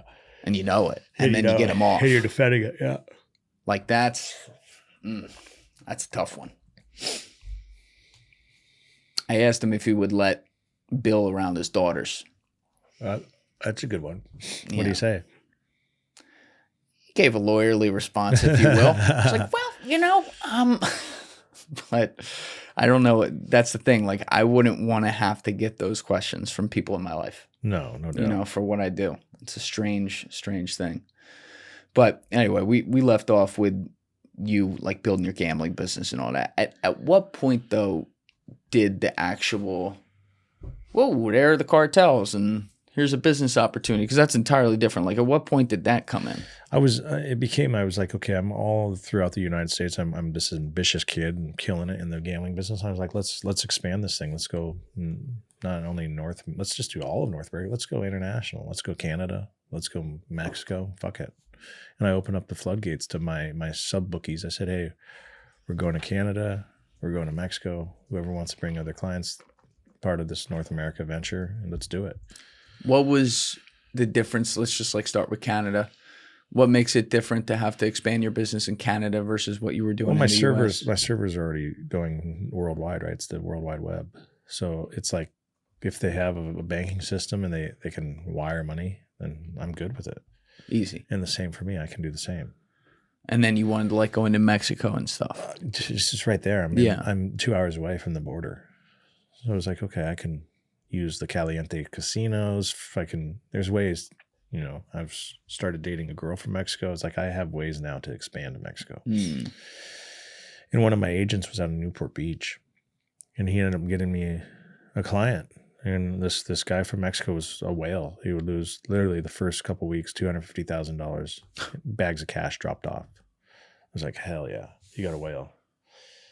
And then, did you know what he did? Didn't care. Remember, I don't care who you bring me as long as you're as a sub bookie, you're responsible for the guys underneath your package. Right. So if you bring me 20 clients, I don't ask who your clients are. It's not my job. That's your responsibility. I'm paying you a commission. So I didn't care. Like, he's bringing me this bags of cash. I'm like, cool, you got a whale. Keep him happy. Whatever he needs, you know, we provide anything. Fly him to Costa Rica. Let him see the office. You want to stay at the mansion in the jungle? We got that. If he wants to go to Vegas, whatever. We would literally. became like a casino host. Literally. You had a mansion in the jungle? Yeah, I had a mansion in the jungle in Costa Rica. Overlooked all the Pacific, and then behind you. It was all rainforest. It was badass. You just used that as like your Airbnb for big whales. Yeah, for whales, bookies, NFL guys for bachelor parties. Oh, NFL guys for bachelor parties, like your boys coming in. I had a 30-man bachelor party, and we used like 3 mansions in the community. Wait, for yours? For not mine, but for my boys, someone else, my teammates. Yeah, you're not gonna say which. I'm not gonna say. Yeah. Better keep them out. We'll save that for the movie. That's right. 30-man bachelor party, mansion in the woods of Costa Rica. In the jungle, not the woods. I'm sorry. In the rainforest, jungle. yeah. Got fucking leopards running around out there. Toucan Sams. Oh, my God. Monkeys. Now, do you bring the strippers in for that, or do you go into town? No. We bring them in a bus. We got like a school bus that we rent, and we bring in like 50 girls for them. Prostitution's legal there, so that's why these guys want to go Costa Rican way. Yeah, the blue-eyed Latinas, and you bring them in on these buses, and the guys are just. I still to this day get direct messages on Instagram. Man, you threw the best bachelor party. You threw the best bachelor Did the party. government take that one? Yeah, they took that house. They guys. still have it. Yeah, they took it. Oh my God. How long did it take you to like buy something like that within starting your business? A couple years? Oh yeah, like 2 years in. I was already building a mansion. Oh, you built it? Yeah, built it. Was all glass. That's right. You're in real estate. 5,000 square feet. Glass floors. To this day, people talk about it. I had this floor that the second floor was all glass. So you'd walk on it and it was glass. And part of the second floor, you just look up and it's all glass. And one of the rules, like for the party, the guys that would throw in the parties there, they made all the girls, if they wanted to go upstairs, they had to take their panties off. And this is how sick this was back then. Girls would wear the like sundresses and none of them wear panties and all these football players were just looking the whole time, looking up. It's before the Me Too Yeah, movement. before Me Too, of course. Yeah. Right now, I'd probably be hated, but that was back when we used to party like rock stars. It's the old days. Yeah, those days are over. Now, were you like during this time? Are you starting to, I don't know, like abuse coke and stuff a lot too? Or? No, not yet. Right, I'm still partying. I'm not like abusing it. Maybe like once a week. You're still working out? Oh yeah, I'm pumping iron. I'm drinking a lot though. I'm doing a lot of wine and dining with VIP customers. Oh, you would do that? Yeah, personally? I would personally do it because they want to see like the NFL guys. So I'd bring the NFL guys. I'd bring out the guys that were like betting on the NFL guys, right? And I'd put them all in the same room. And it was like it was a client's dream. I had guys that would want to bet with me just to meet like the Matt Leinarts, the Reggie Bushes, the Jeremy Shockeys. Did that ever get like gray area with, so how you guys looking next week? You got to remember, this is back before all that stuff even mattered. Like no one even thought of that stuff back then. It wasn't like that. I mean, of course they're going to ask them like, hey, how you guys playing? I mean, no one knows. Like these guys they're too high level. They're not, this was before all this bullshit started happening where guys are getting, duffel bags of cash to not cover a basketball. And in football, it's a lot harder. You got to keep that in mind. Yeah. It's a lot more difficult.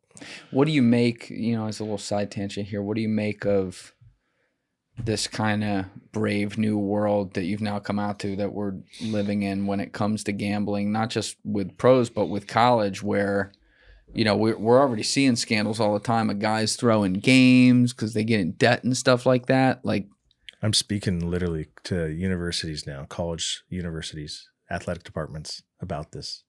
It's a huge topic. I was on News Nation last week about it. It's just the tip of the iceberg. It's going to get worse. You're on your phone, and guess what? You can bet on an NBA team, but right below it, you can bet on an NCAA team. And if you're an NCAA basketball player and you can bet on your own team, what makes you not want to play the second half because you sprained your ankle, right? I mean, it shouldn't be allowed. You shouldn't be allowed to be able to bet on your own team, and now you can. Right. And it's taking away the fun of the game. And as a former bookmaker with morals and ethics on this, I would never allow it. You wouldn't allow that kind of thing? I wouldn't allow it. No way. I mean, you got to remember, I was an athlete. So for me to see that, it's like you're now fucking with my livelihood as a bookie, because if these players are doing it, it's going to cost me money. If they have an inside scoop, one of my customers is betting on a game that he already knows that the guy's going to do something that's illegal by cheating the system. Now you're fucking with my money, and that's a big no-no. But it's also like you think about these kids now, like just even going down to the college level. 18, 19, 20. They've never seen any money before. Some guy offers them $5,000. Yeah, just to know what's going to happen in the third quarter. Yeah. Kind of deal. Or the guys that like this last scandal, all these like smaller schools, the kids aren't getting that NIL money like all their buddies at Duke and Arizona are getting. So they're like, fuck it, let's do this. I got a guy from New Jersey that just offered me $60,000 in a bag of cash. I'm averaging 22 points a game. Well, you know what? Come second quarter, I have a tummy ache and I'm not going to play. And I know for sure that I'm not going to cover that 22 points over under. It's called a prop bet, right? Yep. And $60,000 cash. And now that bookie that just gave him that $60,000 cash, bets $1 million throughout the sports books on that prop bet. No, but that's the thing, especially when it comes to smaller schools like that, how easy with basic, I don't know, technological law enforcement tracking mechanisms could it be to catch, some $1 million, $2 million bet on Greensboro State's two-guard? Easy through the ones that are monitored. Impossible to monitor through the guys like me, a street bookie.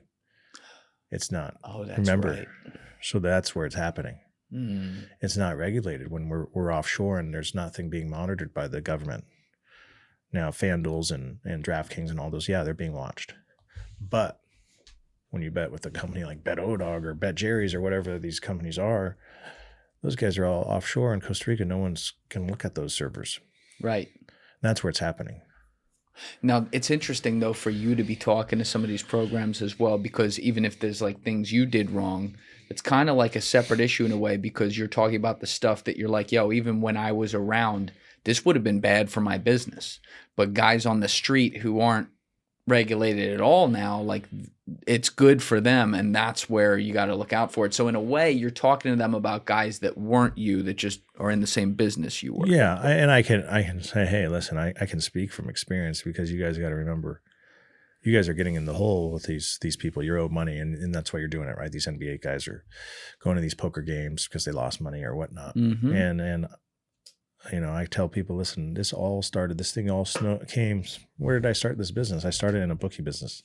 And later on, you'll see I ended up working for the cartel, getting in debt to the cartel, all because I started taking wagers, right? It's the same thing. If you're taking a wager or betting, you're still betting. Yeah. Now, the other thing that I feel like is hand in hand with this, if we're looking at college specifically, is the NIL. I always thought it was total bullshit that athletes didn't have the opportunity to monetize themselves. I thought it was crazy that these programs would make billions of dollars and Reggie Bush would take a car and suddenly we had to pretend we didn't watch the Heisman Trophy ceremony. That said, what it feels like to me is that the guys like Mark Emmert and the backroom suit guys who forever just collected all the cash reached a point to where society had tipped so much that they were going to have to let this happen. And they said, you know what?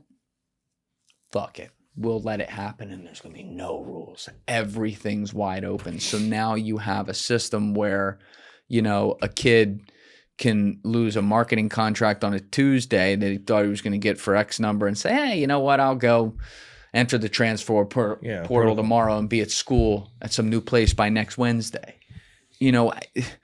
Is there a solution here in the middle to where athletes can monetize themselves, but we can also have like some sort of guardrail so the system is not just the latest paycheck sends you wherever the fuck you're going to go? Yeah, you got to put a cap on it, and you got to have a certain amount of transfers that are allowed. What's allowed? You can't just keep letting these guys just go everywhere. It's taking the fun away from. I mean, look at all the coaching staff that they're losing on this. Yep. Alabama just lost Saban. No one wants to coach anymore. It's taking the fun away from the game. It's all about who has the money, who can pay the most. Yeah, we saw, and even in basketball, you saw Krzyzewski, Jay Wright, Tony Bennett, and Jay Wright and Tony were not necessarily like really young, but younger guys, relatively speaking. Great coaches, just like, yeah, I'm done with this. That's not good for the game. And Larinaga quit halfway through the season, the year after he gets to the Final Four. These are not good trends, and I think you're going to keep seeing that. And it just feels like a perfect storm in all the wrong ways that they're sending for these kids to just create, what's the word I'm looking for? Not incentives, but temptations. Temptations, yeah. Right? And I think it's, college is not, you go to college, you're not supposed to be making this kind of money. These guys are making more money than they'll make in the real world. And including a lot of these guys making more money than they'll make in the NFL, right? That's right. Yeah. That's right. There's now like trade-offs where guys are more incentivized to stay. Yeah. Oh my God. Now back then, I don't know, are you able to talk about, maybe some of the stuff now that would happen under the table? I mean, listen, everyone knows Without naming names. it's happening in all colleges, Alabama, LSU. I mean, guys are driving cars, boosters are giving money, but I mean, I'm not going to say who, but yeah, It's happening. Okay. It's happening everywhere. But at the end of the day, what's different from today's age? They're getting a lot more than we were getting. Guys are getting, Caleb Williams, I think made $9 million this last year. Mm-hmm. So it's like, who cares? But back then, was it kind of like an open secret kind of deal? Where you just didn't announce it to the news, but everyone... Listen, you're not showing up in that Mercedes-Benz to the practice hall, but you're driving it obviously on the weekends when you're back home. I mean, there's ways around it, and it happens. It happens at all levels. Yeah. Now, when did this whole, with you, after building the gambling business, you said you started to go like international with it, where you're like, okay, I can get my servers into Mexico. I got all these connections. I can get into Canada, all these other places. When was your first connection to the cartel formed, even if it wasn't in a business capacity? Like, when did you first like come across them, and who was it? No, I'm not gonna say who it was, but it was that customer, that sub bookie that worked for me, and I told you bags of cash, 250,000. Oh, and that was and he finally won. Like the fourth week, he finally hit me for like 260. But I had already collected like 750,000 from him. So I was like, perfect. I'm giving him back his money. This is like a perfect scenario. They lose first, you see him pay, and then they win a little, and you give them back some. For a bookie, that's like the perfect situation, because you never want them to lose forever. They're going to stop playing. Right. So I said, hey, let's pay this guy Monday morning. It's unheard of in the bookie business at the street level. And my sub agent goes, why? I said, dude, this guy's been paying us bags of cash. We got to do the same. Like, this is what separates the men from the boys in the bookie business. Most bookies wait till Thursday. They collect from all their losers, and they pay their winners on Thursday. Yeah. I already had bags of cash all throughout the United States. I said, let's pay him Monday. 8 a.m. sharp, he showed up with the bag of cash, 260 grand. And he paid him.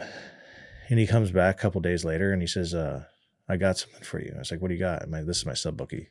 And he hands me an encrypted phone. He says, this is for my client. I go, what the fuck's this? He says, my client's also my uncle. He's from Mexico. I'm like, okay, well, what do you want me to do with it? It's an encrypted Blackberry. And he has a Post-it with three passwords. And he said, you got to enter all those. So I'm entering these passwords. And a message said, hey, I like the way you do business. Right? Me gusta. Yeah. So I was like, okay, this is interesting. I said, yeah, like, I'm giving this concierge service. I'm this AKA casino host, right? Yeah, whatever you need, buddy. I got you. You ever need to fly into LA? I got you. Mm-hmm. Take you out to dinner. Just small talk. And he says, I know you're a bookie. You're probably pretty big the way you paid me. And he's like, hey, why don't you could help me do something? And I was like, yeah, what do you need? He's like, hey, sometimes I need money dropped off in the U.S. And I know as a bookie, you probably have money throughout the U.S. Can you help me with it? I'm like, yeah, what do you need dropped off? He's like, 100 grand. I'm like, okay, where do you need it dropped? He says, well, this is what I'm going to offer you. He says, every time you drop off money, I'm going to give you 10% on the dollar. So if you drop off 100, I give you 110. I'm like, this is math 101. Wait, what? He give you 110? Yeah, just because I'm doing him a favor. You remember, this guy's in Mexico. I want that job. It was a great job. So that's what I started doing. I literally started taking bags of cash and dropping them off at these safe houses. I didn't know they were safe houses. I'd drop off like 100,000 in San Diego. And then like within 5 minutes, he messaged me, hey, I have 110,000. Where do you want it? You got to remember, I'm in Costa Rica. I want it in Costa Rica so I can pay my employees. It's perfect. Now I'm laundering the cash I'm making on the streets, and I'm bringing it with a clean wire to a Costa Rican bank, and then I have payroll for all my workers. It's a perfect storm. Oh, he'd wire it in. Yeah, he wired it in. And it was awesome because I'm building over there. I'm paying my employees. I've got drivers. I got electricity, everything, right? So it's like, okay, I'm making 10% a day. You do the math, that's 300% a month. Yeah. So then the next one, 100,000 in Florida, 100,000 here, 100,000. I'm just dropping off whatever he wanted. I'm just cleaning the cash I have. And then he said, hey, this time I need you to pick up cash. Pick up. Like, wait a minute, I'm dropping off all this cash. Now you want me to pick up? He goes, yeah, I need you to pick up in Texas. It's an area that I'm not allowed in. I'm like, okay, this is kind of, I'm like, okay, this is kind of weird, but I'm doing the math on this one. He says, I need you to pick up $1 million. I'm okay. 10% of $1 million is $100,000. I'm like, fuck, this is math 101, right? I'm like, okay, Texas, I'm probably going to have to fly. I'm going to get a private plane. I'm doing the math. I'm like, okay, I'm going to need $2,500 an hour. It's going to take me 8 hours. You know, I'm doing the numbers. I'm like, okay, I'm still going to come up on top, like $70,000. And I went over there. I brought one of my buddies that worked for me, a lieutenant, Tank, and he brought one of his UFC. Tank? Yeah, Tank. He was one of my collectors. Yeah. I want to collect the Tank. Tank's in the docuseries. You'll see Tank. And then he had a buddy that was in the UFC at the time, and he brought him. This is in like 2010, right? Yeah. It's before the UFC got what it became. He brings him, and we're on this plane, and we pick up cash, and I get off this private plane, and I leave Tank and this UFC guy. I said, hey, stay on the plane. I message, we'll call him El Jefe. That's what I call him in the book. I message El Jefe, and I say, hey, where do you want me? I just landed in Brownsville, Texas. He says, give me 5 minutes. And 5 minutes later, a gardener shows up, and a gardener pulls up. He comes out. He was in overalls, Mexican gardener. He hands me a bag of cash, $1 million. Get back on that plane. I tell El Jefe, I said, hey, I'm flying into the Torrance airport. Where do you want this? He's like, hey, drop it off in Ontario. He said, take your million, or take your 100K, and the 900K you're going to drop off. And that's what I did. And I was like, you went to Ontario? Yeah, Ontario. No, not Canada. Ontario, California. Oh. Yeah. Oh, that's yeah, right. yeah. I flew into Torrance, yeah. Gotcha. And where'd you drop it off? Like at a safe house? Another safe house, yeah. And I was like, okay, I know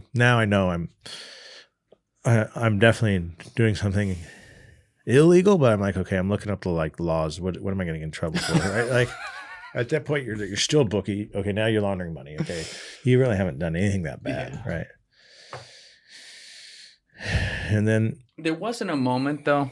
There wasn't. I don't know if it's like when you land back in Costa Rica and you're chilling in your house and you're like, wow, it's a nice extra 70K I have there. But there wasn't a moment where you're like, I think El Jefe, he might be a real Jefe. Yeah, well, I was ambitious. And I kept going. And he says, how would you like to do what you're doing now, but in another country? I'm like, what do you mean? Like the same thing. I'm moving money for him, right?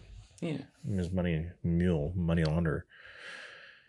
But this is where he got me. He says, how would you like to do what you're doing now, but make $1 million a day? And I was like, okay, now I know I'm fucking crossing the line, right? But you just go back in that mindset. You're like, where did I come from? I came from a construction worker. My dad was a construction worker. And then I fast forward, I'm like $1 million. My dad's probably never even seen $1 million. You know, now I'm just saying, fuck it. What's the risk versus reward? Let's get in and get out. What year is this? End of 2010. So you're what, so like 27? Yeah, 26, 27. God, I was still retarded at that age completely. $1 million a day? Yeah. How do you say no to that? That's what I'm saying. It's like you start to rationalize. Yeah. My idea was just, I'm going to get in and I'm going to get it out. Did you have like that plan everyone has, like, I'll do it for a year? No, you have the plan that you're going to do it and get that. He had a ton of cocaine. A ton of cocaine is 1,000 kilos. Mm-hmm. And the deal was we were going to sell the cocaine for $100,000 a kilo. I wasn't going to have to touch it. I was just going to be handling the cash. Okay, can you break down how this would work? Yeah. Just so I understand. So I landed in Australia. Basically, let's back up. He says, you have to figure out how you're going to distribute the cocaine. He says, I already have it there. Okay. Like in Australia. In Australia. One of his people got in trouble that couldn't handle the distribution in Australia. So I was the perfect candidate. This white kid, comb over, never been in trouble. He's like, hey, go over there and you're gonna find someone that knows that market and they're gonna distribute. I'm like, okay, well, how do I do that? Yeah. And took some time. I went to a friend that was in the weed business, and his brother was dealing with a lot of international clients, like people in Italy and Canada. And I went to him and I said, hey, do you have anybody in the cocaine business? Like, no, not me. He goes, I just deal with the weed. He says, but I do have an Italian friend that's visiting in San Diego, another Italian, go figure.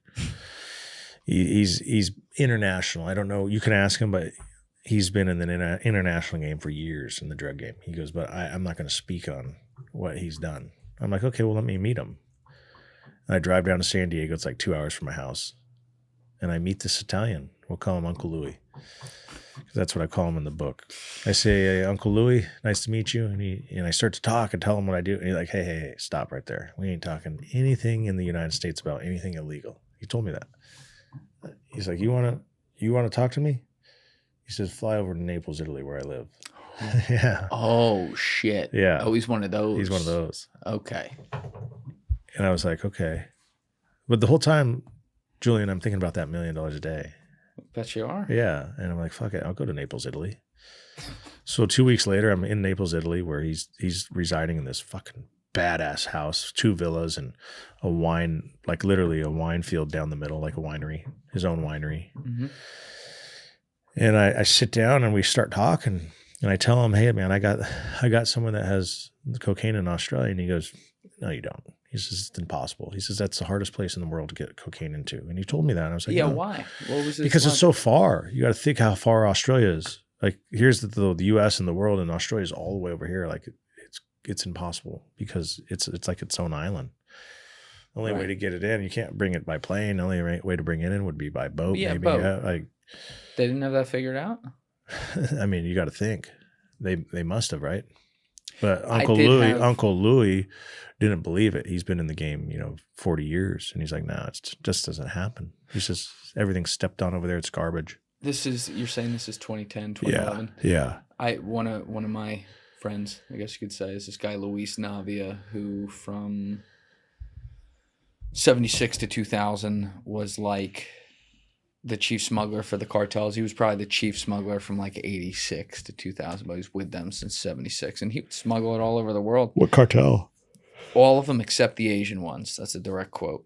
He was taken down in this thing called Operation Journey in Venezuela in 2000 by like 15 different countries, but he had boat systems that were insane. See, they have it. I mean, they have it. Obviously, somebody had figured it out. It was over there. And this Italian didn't believe me. I'm this young kid. He's not going to believe me. He's like, listen, I don't believe it. But he says, if you do have it, go over there. And when you get there, he says, message me. And I remember I left him an encrypted phone. So El Jefe was really leaving to your own devices. It was on me. It was on me, yeah. Now, where was the cocaine in Australia? Sitting in Sydney. Yeah, but was it sitting in a garage? Don't know. You don't know and don't care. Remember, you're never going to see it. My idea was I was going to hand it off to Uncle Louie, and just let him do his thing.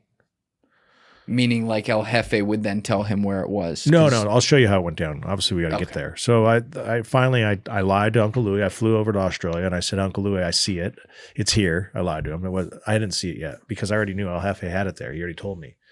At this point, when the guy's been paying you bags of cash for the last 5 weeks, you're going to believe him. He's a man of his word. He's been paying me. You're still not shitting yourself a little bit, though? No, listen, Naples Louie? Listen, at this point, El Jefe's going, are you ready to work? And I have to give him an answer. Right. I said, yeah, I'm ready. Okay, where do you want me to drop it off? And now I got to lie to Uncle Louie. Like, get over here. It's here. I haven't seen the cocaine yet. Still to this day, right? And I'm telling Uncle Louie I've seen it. So he flies over. Uncle Louie says, okay, where is it? I'm like, hang on. So now I'm on the encrypted phone with El Jefe. I'm like, hey, where is it? He's like, go get a hotel room, Four Seasons Hotel, Sydney, Darling Harbor. I'm like, okay. He says, as soon as you get a hotel, let me know the number, email on the encrypted phone, and I'll have the first package dropped off. It's a test run. So I grab Uncle Louie. I said, hey, we're going to Four Seasons. I go pay for a room 426. Uncle Louie gets room 428, so we're right next to each other. Tell El Jefe, hey, I'm in room 426. 20 minutes later, he has a guy shows up with the package. He's in a DHL outfit. And he gives me the package. I'm like, taking it? I'm like, oh, hell yeah. knock on the door next to me and knock on the wall because he's in the next room over. I'm like, get over here. As soon as Uncle Louie comes in, I'm like, here, take this. I'm fucking scared now. It's real. It's like he opens it up. He's like, oh yeah, this is real. And he's like, okay, there's 10 kilos. I said, well, what are you going to do? He takes it. 30 minutes later, he comes back with $1 million. 10 kilos. So he's selling them for $100,000. That was my agreement with him. I'm giving him $100,000 a kilo. The agreement I have with El Jefe is he keeps 50 and I keep 50. Whatever Uncle Louie charges, that's on him. That's his. So Uncle Louie was charging 150 to his customer. So everyone's making 50, 50, 50, 50. Yeah, you don't care as long as you're getting, yeah. He comes back. He says, hey, they want more. When can we get more? I'm back on the encrypted phone. Hey, El Jefe, we want more. When can we do it? He goes, you got 20 more coming same day tomorrow. Same time tomorrow. 20 more. 20 more. In DHL. Yes. Straight to 426. Straight to 426. So now I have $2 million. $1 million for me, $1 million for El Jefe. Now I can say I'm making $1 million a day. We work again Wednesday, Thursday, Friday. We take off on the weekends. We do it again the next week. And you'll see in the documentary, I'm sitting on $10 million eventually of the cartel's money and my money. What does that feel like to make $10 million cash? Fuck, it's insane. It's at 26, 27 years old. You're just like, wow, this is too easy. Yeah. You know, I got it in my dishwasher, my refrigerator, my freezer, my microwave, my attic. I mean, I'm in the studio apartment in Australia. Oh, so you set up a home there as well? Yeah, I have to. Apartment. It's a studio apartment. It's expensive over there. It's like $2,000 a week. Oh, yeah. I'm sorry to hear that. Yeah, studio. You have enough to cover it. Studio. Wow. Were you thinking about how you're going to get it out of there? Of course. That's what got me in trouble. All right. That's where it all backfires. I panicked. I started to figure out like, okay, I can't get it out of here. Like I'm sending cash back in like comic books. I'm buying Euro notes and putting $500 Euro notes, like 20 of them at a time. Euro notes at the time, a $500 Euro note was worth like 750 US. Mm-hmm. So I bought every Euro note I could in Australia, sending them back home, converting them to US. Started buying gold, putting gold coins into Ugg boots and sending Ugg boots back. I mean, I got creative. Going to the Bank of China with 50,000 cash and fake IDs and having it wired to Costa Rica bank accounts. I mean, we got... No, that's got to be scary. That's scary because you're using fake passports. Why the Bank of China? They did any wire with 50,000 cash or less anywhere in the world. It's useful. They didn't care. It's Bank of China. Yeah. They're not worried about a United States criminal in that Yeah, way. you got to remember, I'm in Australia. How long were you in Australia total? 6 months. Now, did you talk to El Jefe about, hey... No, remember, he's paying me $1 million a day, and that's my job. I asked him, I said, hey, what do you want me to do with all this cash? He goes, that's why you're getting $1 million a day. Figure it out, amigo. Wow. So, yeah, I mean, I started, like you'll see in the book and the documentary, I had to figure out a faster way, and I hired a blackjack player, this guy that was I guess you'd call a whale in his eyes. Vegas blackjack player. And he came along and him and I made an agreement. He'd do it for 25%. And he'd go to the casino and he'd take the cash, exchange it for chips, pretend he's playing. I mean, he's playing, right? He's playing hands. Win some, lose some. Not feeling it. Cash me out. So then they take those chips and they give you a check. The check is for the casino, right? So now he goes back to Vegas where he's already got the host that has already set this whole thing up. Goes back to the Venetian and he takes that, let's call it $1.5 million check, goes back to Vegas.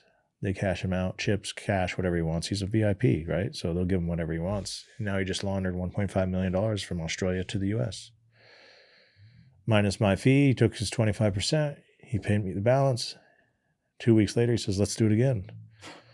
This time I give him $2.5 million. Now you did this whole deal in like 10 days. So now I'm just sitting on the cash. I'm stopping. I'm not even working right now because I'm figuring out how to get the cash back. Where's your bookie business? It's running. It's like a well-oiled machine. Yeah. Yeah. I got managers and call center people, agents, sub bookies. So you're making money on that too. Yeah, that's peanuts now at this point, right? Now it's like I got more money than I know what to do with. And let's see, we do 2.5. I give him 2.5 this time. He's in Australia in 3 days, not even 3 days, 3 hours, right? 3 hours later, he calls me and goes, "Hey, we got a problem. This is the gambler." I said, "What do you mean we got a problem?" He says, "I lost the money." So you didn't have money to lose. You had 25%. That's all you could lose. Everything else was mine. He says, "Bring me some more cash." I'm like, "I'm not bringing you any more cash." He's saying he lost the money at hands. Yeah, on hands. So now I'm thinking I'm calling bullshit. Yeah. I'm saying this guy he robbed me. And I was at the gym when this happened. I was with my personal trainer. You had a personal trainer in Australia? Yeah. You needed one? At the time, yeah. I couldn't get motivated. When you're making that kind of money, you can't get motivated to work out. Really? Yeah. Interesting. A lot of stress. I mean, that illegal money, of course, is bringing you stress. Right. Okay. So my personal trainer, he's like, "I got someone at that casino. Don't worry. I know the pit boss." I'm like, "Okay, let's go over there." So we literally put on these 3-piece suits. Like, we're going over there. We're gonna sweat this guy. And we show up to the casino, and the guy's like, you could tell he's stressed out. I'm like, "Hey, we're calling bullshit, man. We're gonna do some background work right now." He's like, my personal trainer goes to the pit boss, and he comes back. He's like, "Dude, he fucking lost the money." He really did. He really did. And I was like, "Fuck, what are we gonna do now?" That's a breach of his agreement too. So of now course, he's basically, he's not allowed to lose the money. So now he's into you. He's into me. And he says, "Don't worry, I got $300,000 at the hotel room that he had saved." Did you call up Tank? No, I'm in Australia. I can't get Tank for this. You can't get Tank? Yeah, he's too big to go to Australia? Yeah, he's black. First of all, they don't like black people in Australia. For some reason, you never see black people. It's crazy. In Australia? I wouldn't have guessed that. Yeah, you'd be surprised. Interesting. So no Tank in Australia. No Tank, I wish. No, I literally tell him, "Listen, we're not leaving. You're not leaving the country. You're actually going to go get that $300,000 that you said you had in your hotel." I said, "Bring it with your passport. You're not leaving this country." And I tell my personal trainer, who's also like a bodyguard of mine, I said, "Hey, get a hotel room at the Hilton." I said, "I want to have this guy meet you there. He's going to give you the $300,000, and we'll have a sit down with him." He's like, "Okay." So my personal trainer gets the room, and we're waiting. Nothing. Crickets. The guy's not calling us. We're thinking, okay, this guy's bailing on us. Go back to my studio apartment with my trainer, and we're just sitting there like, man, what are we going to do? Finally, he calls. He says, "Hey, I'm heading over." We tell him the room number, 1026. So I knew he had $300,000. I'm like, okay, if he's going to bring 300, I said, I told my trainer, "I'm going to give you a bag of 700. So when you get the 300, 700, 300, that's $1 million. I was so paranoid right now. Like, I'm freaking out. I said, "We're going to take that $1 million and we're going to go hide it at your house." My personal trainer, I trusted him. I'm like, "Here, just go take that $1 million at your house. Put it over there." Because in my mind, this gambler already knows where I live. He's been in my studio apartment, so I'm kind of paranoid. So my personal trainer goes back to the hotel that we had the room because he thought he was going to go meet this gambler there. Mm-hmm. And as soon as he gets there, there's 4 officers waiting for him. What kind of officers? Australian police. And they said, "Hey, we got a phone call by an American that you have a gun in your room." And he's like, "What are you talking about?" He's like, "I don't have any gun." They're like, "Okay, we're going to need to check your suitcase." And that's the suitcase of 700. So now they check his suitcase. They don't find a gun, but they find $700,000. So now I lost 2.5 and 700, 3.2 million because this gambler called the police. Ooh. In one day, right? I'm like, oh, fuck. And I don't know it. I'm still at my place thinking, like, why isn't my trainer calling me back yet? I'm thinking I'm thinking he got me. I'm thinking he robbed me. 6 hours goes by, and I finally get a phone call from the New South Wales Police Department. They say, "Hi, Junior. This is the New South Wales Police Department. We're calling about the $700,000 that we found from your personal trainer." I'm like, oh, hell no. So now I know he's got arrested. Yeah. So he said, obviously wasn't his, it's yours. You got to call my friend Junior. Yeah. Now at that point, this is now you're on the phone with some actual law enforcement. Yeah. You've been paranoid. You've obviously been trying to get money out. You're stressed out of your mind. You're in with some people that's like, they're dangerous, but you did your end of the job. So now it's like the dangerous part is trying to not get caught on what I did. Is that a wake up moment where you're like, oh shit, this is real and I need to just fuck the money? Like I need to just figure out how to get out of here? Now it's like, oh shit, I got to get out of the country. The law enforcement's calling me. That's scary. I leave 2 days later, and now I got the authorities on me, right? I'm like, oh no, I got to get out of here. Because they called the U.S. I'm thinking, right? I'm thinking they're gonna. But guess what happens when I get to the U.S.? El Jefe messages me. I need some cash dropped off. I'm like, oh shit. I need $3 million dropped off here. I'm like, oh no. I message him back, Julian. I say, hey, about that, I need to see you. I'm not going to tell this guy on this encrypted phone, who I've never met, that I lost his money. I can't, right? I'm like, I need to see you. And he's like, okay, well, you got to come see me in Mexico. Yeah, so. Woo! Yeah, I fucking hate telling the story because it fucking brings back so many bad memories. But so I go to Tijuana. I cross the bridge. It's a right Monday. Back where it all started. Yeah, where it all started. That same bridge I used to smuggle steroids across. And I meet him. 6 Sicarios. We meet at this restaurant. He has 6 Sicarios with him. I'm sitting there at the table with these guys in front, and I'm like telling them the truth. I'm like, I got to tell them the truth. That's the only way I'm gonna get through this guy. And people are like, aren't you scared? I was like, dude, if I'm going into this meeting, I'm gonna go. Like, if he's gonna kill me, he's gonna kill me now. Like, I don't want to be looking over my shoulder for the rest of my life. And I went in that meeting. I was honest. I said, remember, I laundered the 1.5 and it worked. I said, I gave you your cash. I said, well, I went to go launder 2.5, and I told him the story. He's like, I already know. It's in the paper. It was in the Australian Times at this time now. It's all over the news. The Australian Herald, 700,000 picked off by New South Wales police departments everywhere. He's like, I know. He said, the guy's telling on you. He knew he did his homework. He says, that guy's a rata. The personal trainer? No, not the personal trainer. The blackjack player. Yeah. He goes, he's a rata. He's telling the Australian authorities, look, there's interviews with him. He's talking to the FBI. He knew this. He says, let me tell you something. He goes, you don't owe me 3.2 million. He says, you owe me 4 million, and now you work for the cartel. What was the math there? Interest. Oh.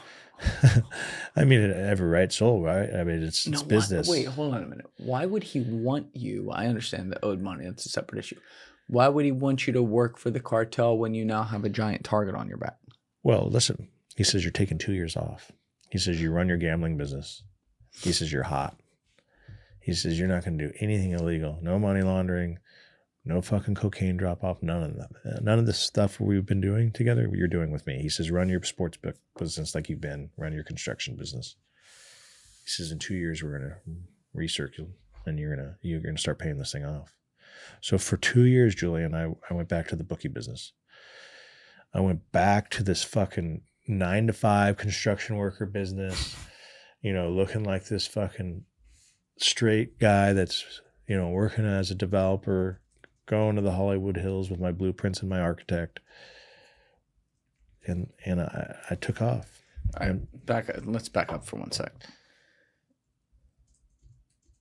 What you said to me makes sense about going into that meeting. I'd rather just face this. If he's going to kill me, do it now when I'm looking at him rather than running through the streets wondering when it's coming.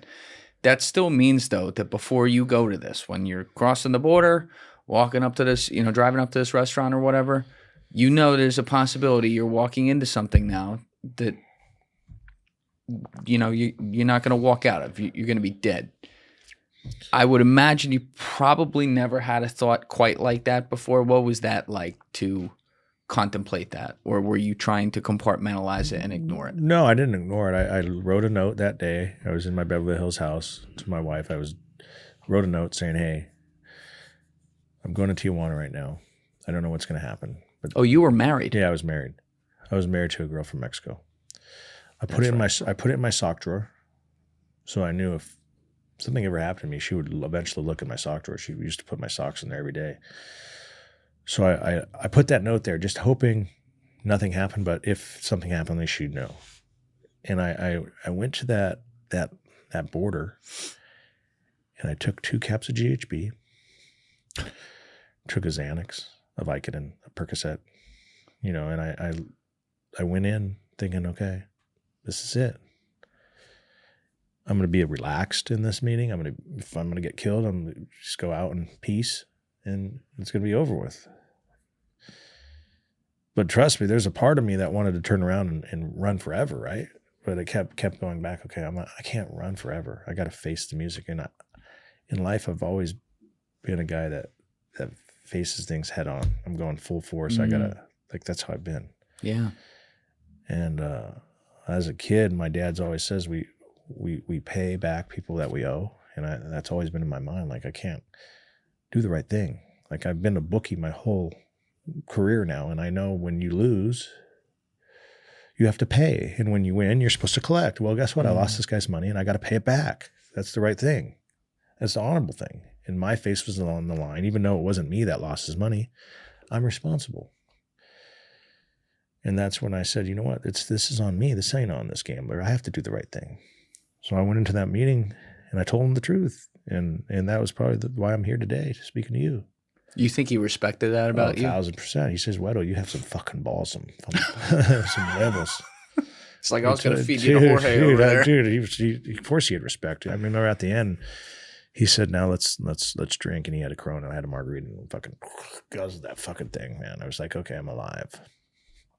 So when you turned around to walk out of there, you weren't thinking a little Tommy DeVito action? Not anymore. Okay. I already knew. Okay. I knew I was indebted to the cartel now.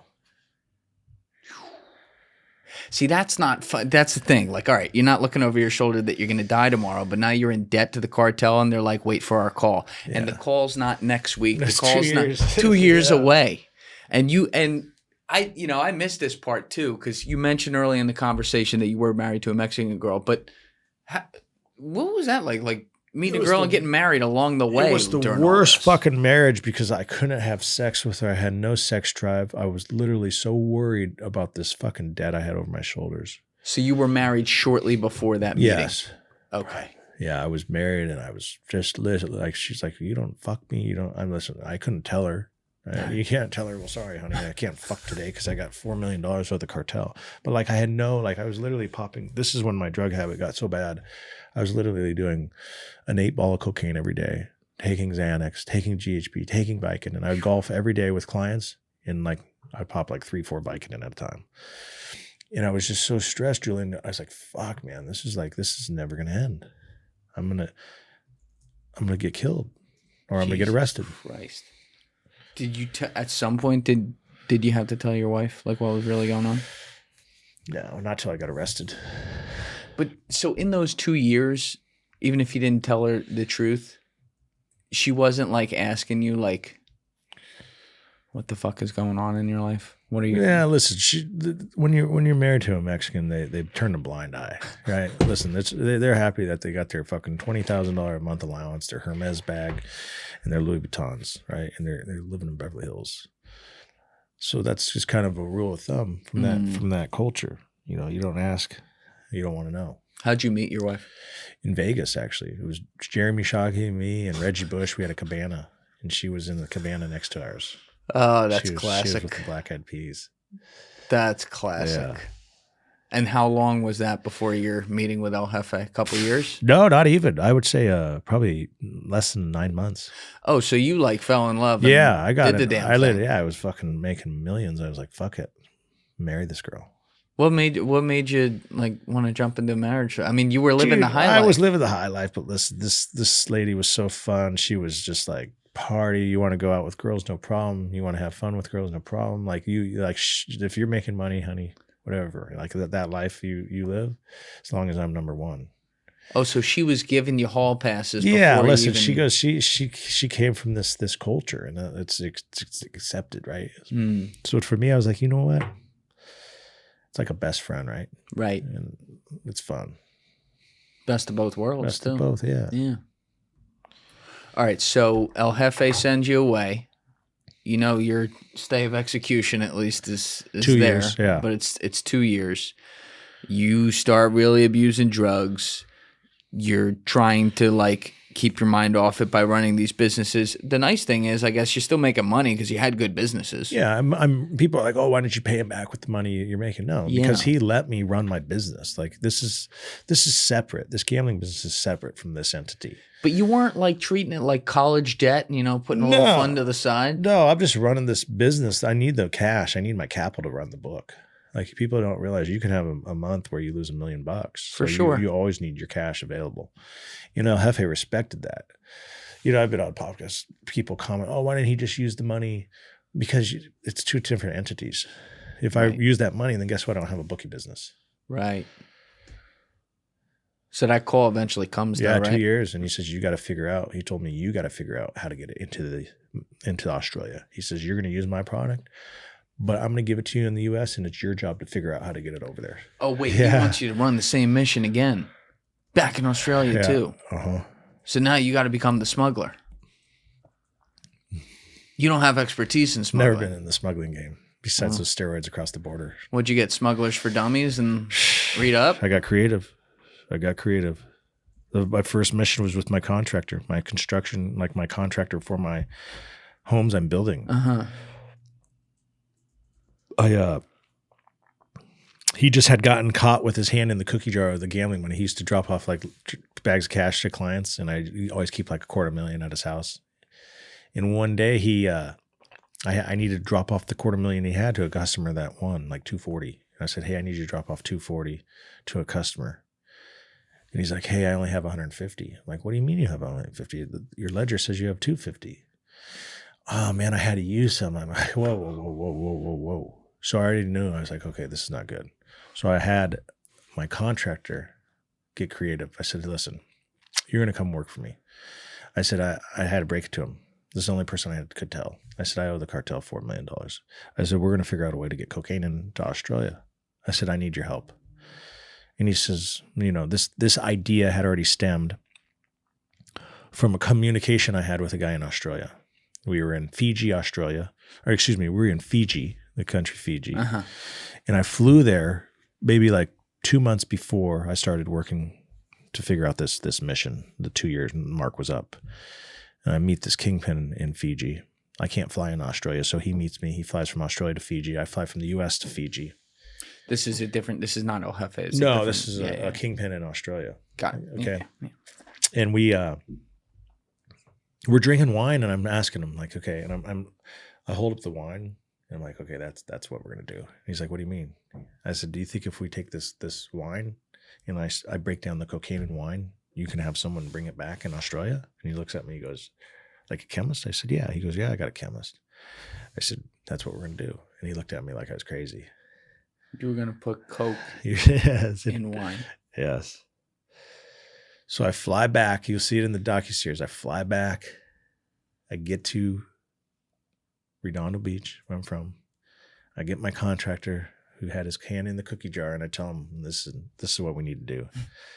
I said, we need to take cocaine and turn it into liquid. And he gave me the idea. He says 150 proof alcohol. He says there's stuff called Everclear. Yes, he says, that's your answer. I said, what do we do? He goes, I'm going to work off my debt. Now, why was Everclear the answer, chemically speaking? He says, what happens is you take the cocaine, and this is what we ended up doing. We did the first run with 10 kilos. We put it in the bathtub. We had construction sites. So we put it in our bathtub. We put 10 kilos of cocaine, and we took Everclear.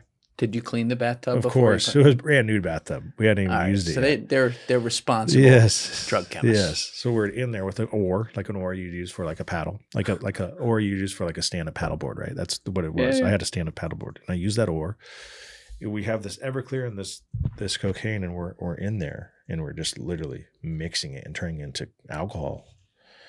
And it's clear. It's got a chalky look, a milky look. But the wine bottles we got from Napa Valley were dark wine bottles.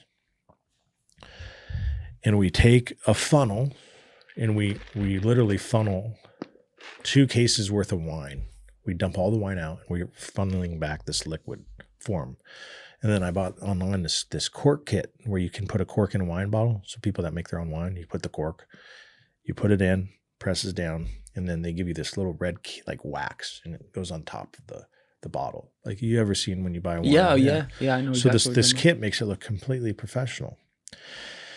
And I wipe down the wine bottles with alcohol pads, make sure nothing, smells, and put them back in the box.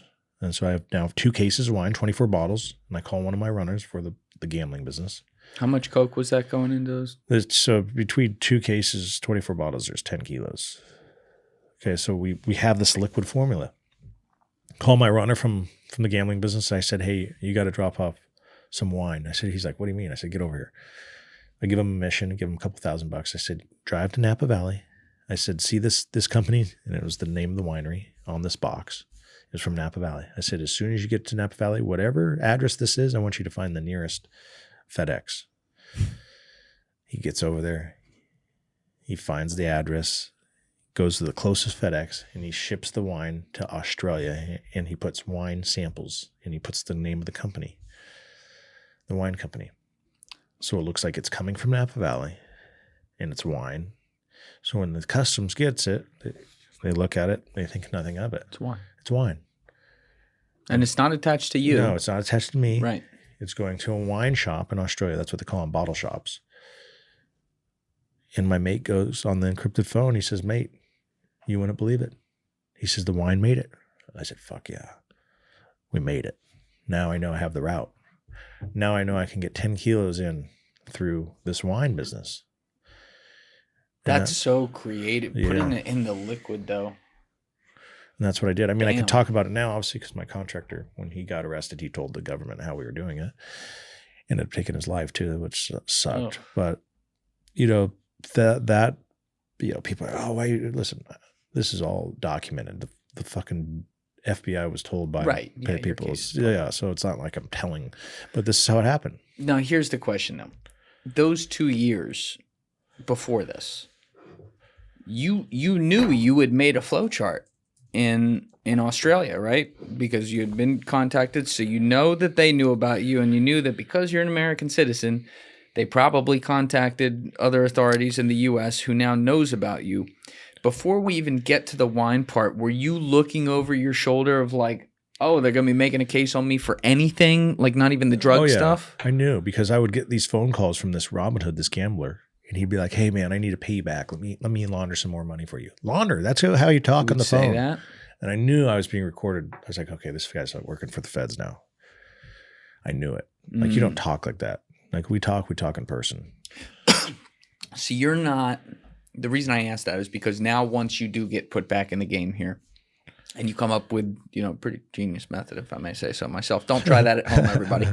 But, you're not worried about the fact that – I mean, you just mentioned one guy eventually did become an informant, but that anyone you come into contact with will be turned because they're tracking you in cars and they see who you're talking to. Like, are you worried about that? You got to remember, I'm in the gambling business. Okay, am I going to get busted for gambling? I'm not. People aren't knowing I'm working for the cartel, besides my contractor. Mm-hmm.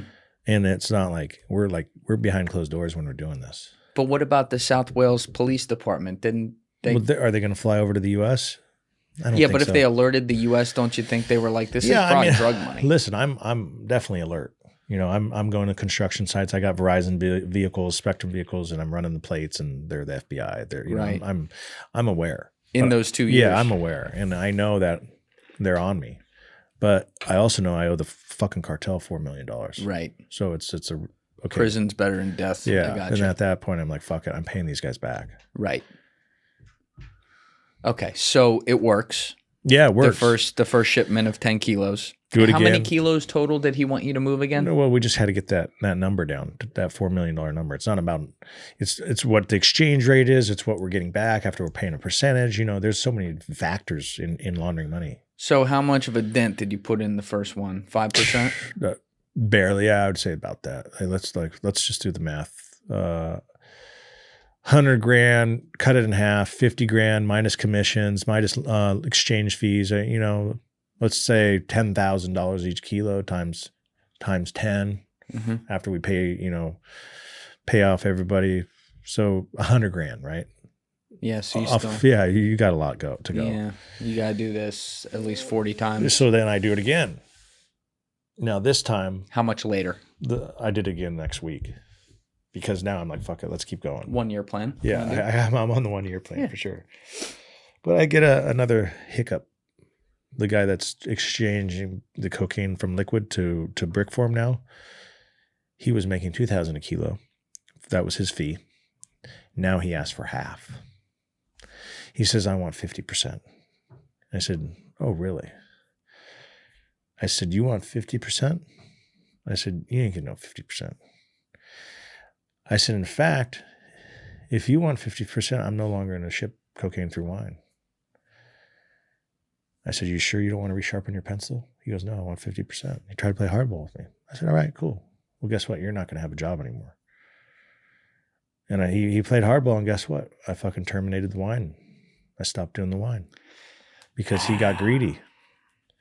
Because think about it, 50%, I'm already making 50, and then I got to give a Jefe half, that's 25. So if I take 50%, now I'm going to have like $2,000. I know, but he had a great system. He did. I had a great system. You were just trying to pay off the debt. Exactly. Even if it took a little longer. But it's not gonna work that way. You don't just extort me. You already had an agreement. You and I made an agreement, and you're getting paid $2,000 to turn it from liquid to Coke. Normally, I'm totally with you. Okay. Not if I'm in debt for $4 million to El Jefe. I can figure out another way, and that's what I did. So what was the way you figured out? Chocolate. This part's not in the documentary. Okay, let's hear about it. Now, are we talking like dark chocolate, milk chocolate? Every kind of chocolate you could think of. I had a guy from USC that his fucking good chocolate. His parents were in the import-export business, and they would bring European chocolate from the UK, and they would bring it to the US. And this company would distribute throughout the US this European chocolate. And I knew this because when I was at SC, I met him at one of these fraternity parties, and I remembered. I was like, okay, I remember there was a chocolate guy. And I was, you get creative when your back's against the wall. Yes. You figure out a way. And I was like, okay, I got to figure out a way to get to this guy in order to offer him X. Now, how am I going to do that? Well, I knew this guy was married to a girl that was going to be in my friend's wedding. My best friend was getting married. And this wife was going to be part of this wedding. She was the bridesmaid. I'm okay, I got to get to him at the wedding. It was in Palm Springs, and start getting him drinks and liquoring him up. And towards the end of the night, I have $50,000 cash. And I go, I notice your wife likes those Chanel bags and the Louis Vuittons. And I said, how would $50,000 a month do to help that out? He's like, what's this for? I said, we'll talk on Monday, but this $50,000 you're going to get every month. I said, all I need is your expired chocolate. He says, expired chocolate? He goes, I got pallets of expired chocolate. I said, perfect. That's all I care about. Why? No, I know why you'd ask for expiry, because he would have an incentive to give it up to you. But am I overthinking it to think that maybe that could trigger an alarm if they see it's all expired chocolate coming through? They're not looking. They're not looking. Okay. Remember, this thing is a pallet coming in. They're not looking, oh, look, it's expired. They don't care. It's going to the destination, which is a candy store. They don't give two shits what's coming as long as it's chocolate, right? Got it. They're not thinking like that. So I said, come Monday, I'm going to come speak to you and make sure we can do this. So I come Monday, and he's like, hey, I want to help. Where'd you meet him? It's a company, or a city called Rancho Dominguez, which is Compton, actually. Huh. Yeah, it's a bad area. They smuggle some stuff. But it's a good area for this. It's an industrial area. So I tell him, I said, I got someone that's going to be coming at 6 p.m. I want all your staff to be gone, and we're going to come and we're going to do our thing. He's like, what are you doing? I said, nah, I'm not going to tell you. You're getting paid $50,000. You don't need to know. He goes, well, I want to help. You're paying me $50,000. I said, you really want to help? I said, okay, be there at 6.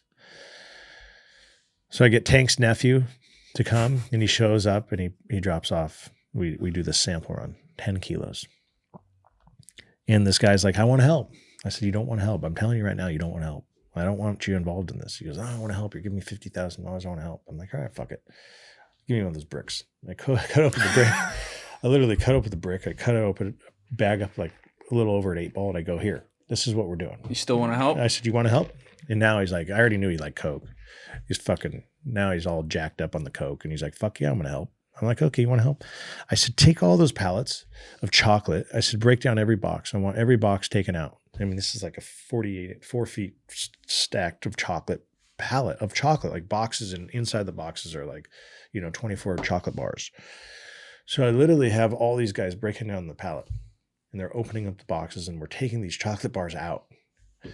And at the bottom, I start having them put a kilo in, put the chocolates in, reshape the box so it looks like it's just a typical box. We have all these loose chocolate bars. And I'm writing down like, okay, box 26, aisle 2, row 4. Like I'm writing down where I'm putting these kilos.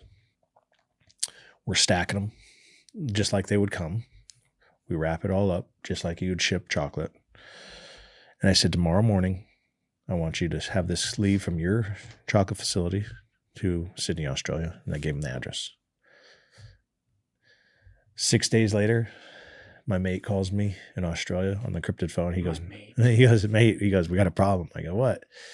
He goes, I got the chocolate, but there's no cocaine. I'm like, what do you mean there's no cocaine? I pull out my list. I go to row 4, 32, 6, 8, 12. Like I'm giving him the numbers that I wrote down. He's like, holy shit, mate. You're a fucking legend. He goes, it made it. They couldn't find it. It was hidden that well. And I figured out a way, right? I figured it out finally. So chocolate became my new route. And now, so that's on the encrypted phone that you're doing that. Correct. So you're not worried about it being bugged or anything? No, it's our phones. It's our phone system. These are, phones that are costing a couple $1,000, $600 a month in service. So when you would send one chocolate shipment like that, are you again like taking a 5% chunk out of your debt each time you do that? Yeah. I mean, listen, it's starting to pick up, right? What's El Jefe saying? No, and he's loving it. It's just the timing is tough now because we got to get that cash back from Australia, and it takes a while, and you want to make sure you have the cash secured in the U.S. before you send a new load. So that's where things are taking a long time. Because that's where it went really wrong the time before. So what was the difference this time? Like Australia had a method, and their rates were a lot higher, like 30%, and it would take sometimes 2 to 3 weeks to get the cash back. And they had different methods, and I'm not going to mention those because I don't want to get people in trouble, but they had their way, and it just would take a long time. But you would at least get it this time. Yes, it would take. You're not of hiring course. fucking blackjack players to Definitely not doing any of that. Because remember, I'm trying to lay low right now. Right. Okay. Now, where did this go wrong? How did they catch you? I mean, you start with the wine system, then Buddy comes. I mean, I will say you were around when Breaking Bad was out. You should have been watching that. That's what happens. No, I think Breaking Bad literally came in right at later. Like it was 2000. It was 07 to 14. Okay, yeah, maybe. Yeah, I should have watched. That's what happens. They want a bigger vig as time goes on. But, that system blows up because of that, and now you go to the chocolate system. So what goes wrong? Well, now the feds are watching, right? Well, they're watching my people in Australia now. So what they did is the FBI sent over a couple of undercovers to go to Australia to work with this Kingpin. They go on this yacht party, and my partner over in Australia is on this yacht. He's all fucking drunk and chipped up doing rack. They infiltrate him where they're just talking to him, drinking cocktails with him, shooting the shit, and they start talking about gambling. And they're like, where are you guys from? He's like, oh, we're from U.S. Oh, you gamble? You should bet with my buddy. He's a big bookie. And then he asks, he goes, what business are you in? Like they're asking this guy. They don't know it's an FBI. He goes, oh, we're in the money business. We clean cash. Oh my God. Right? The perfect storm. They're just like, So tell us about your friend. Yeah. So my buddy doesn't know. He's just excited now. He's like, mate, we got a new guy that's going to fucking launder our money. I'm like, okay, what do you mean? He goes, he does it for 12.5 points. He does it for half. I'm like, oh, that's fucking awesome. Who is he? He's like, that's what they do. They specialize in cleaning money for us. Like, are you kidding me? Like, this is like perfect storm. Like, well, what do you want to do? He's like, dude, let's give him 10,000. Just see if he steals our money or if he brings it back to you. I'm like, okay, where do you want me to meet this guy? He says, let me find out. So he has this agent. We don't know as an agent at the time. And he has me meet. What have I been doing the most? I'm golfing, right? So he has me golf course, San Diego, meet the guy, gives me the cash minus his 12.5%. It's him, a guy from Switzerland, a guy from Hong Kong, and these guys are all in the banking business. and we got to force them. And they're talking about how they set up the Hong Kong bank accounts, they launder the money through Dubai, Switzerland, they give the cash. I'm like, oh, this is insane, right? Like, this is perfect. Then we're having cocktails, and the next thing you know, they said, hey, I heard you're a bookie. Can we start betting with you? I'm like, fuck yeah, of course you can bet with me. I don't care, right? I'm giving them accounts. Mixing finance with business. Listen, at this point, I'm doing anything and everything. I'm a hustler. Right. But remember, this was referred to me from my partners in Australia. I'm not thinking like, we're not dealing with the feds. I'm thinking this guy's in the business because this is what my buddy's telling me. It's not crossing your mind that you're golfing with the FBI. Not yet. It wouldn't have crossed. Yet. I don't know. Because it was a referral. It was a referral. Anytime you get a referral.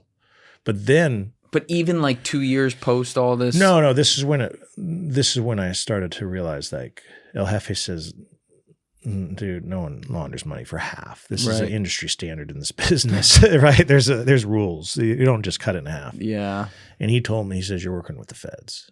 He told me, El Jefe told me that. I'm like, oh, fuck. And then I started to backpedal. And then I go to my mate in Australia. I go, brother, where did you find these guys? I said, we got to look into them. I said, I can't keep doing transactions. I've already done like, the next week I did like 250,000 and they did it like that. Cash. Australia to the US. Come and brought me the cash. Cash, we're talking. The US government. This is how big. At least they do something on time. Yeah. So I'm literally working with them for like 6 months. And eventually, like right before, maybe 2 weeks before my arrest, I get a package picked off, the first one ever. And we didn't know it at the time, but the person on the inside that worked for us that was clearing the packages, they had a strike, and it was DHL. Towards the end, we were literally so loose. We had someone on the inside of DHL, and they would clear the packages through customs. They had a strike? Yeah, they had a strike, like a union strike. Oh, like a union strike, not the individual. So all the workers that were working for that union, the guys that were on our payroll, were no longer there that day. They were striked. And we didn't know, and the package was supposed to arrive there on Thursday. So that package got intercepted. Ooh. So now, I didn't know this. And we're like tracking it. We're like, fuck, bro, what's going on with this package? He goes, fuck, man, they went on strike. We don't know. I'm like, oh, fuck. So now I'm panicking.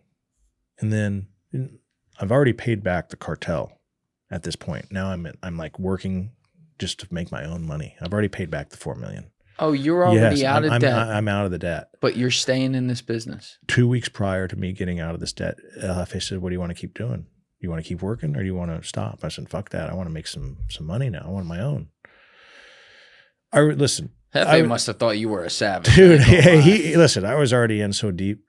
Julian and I was like, fuck it. What do I got to lose now, right? He's like, this gringo's loco, man. So we get that package picked off.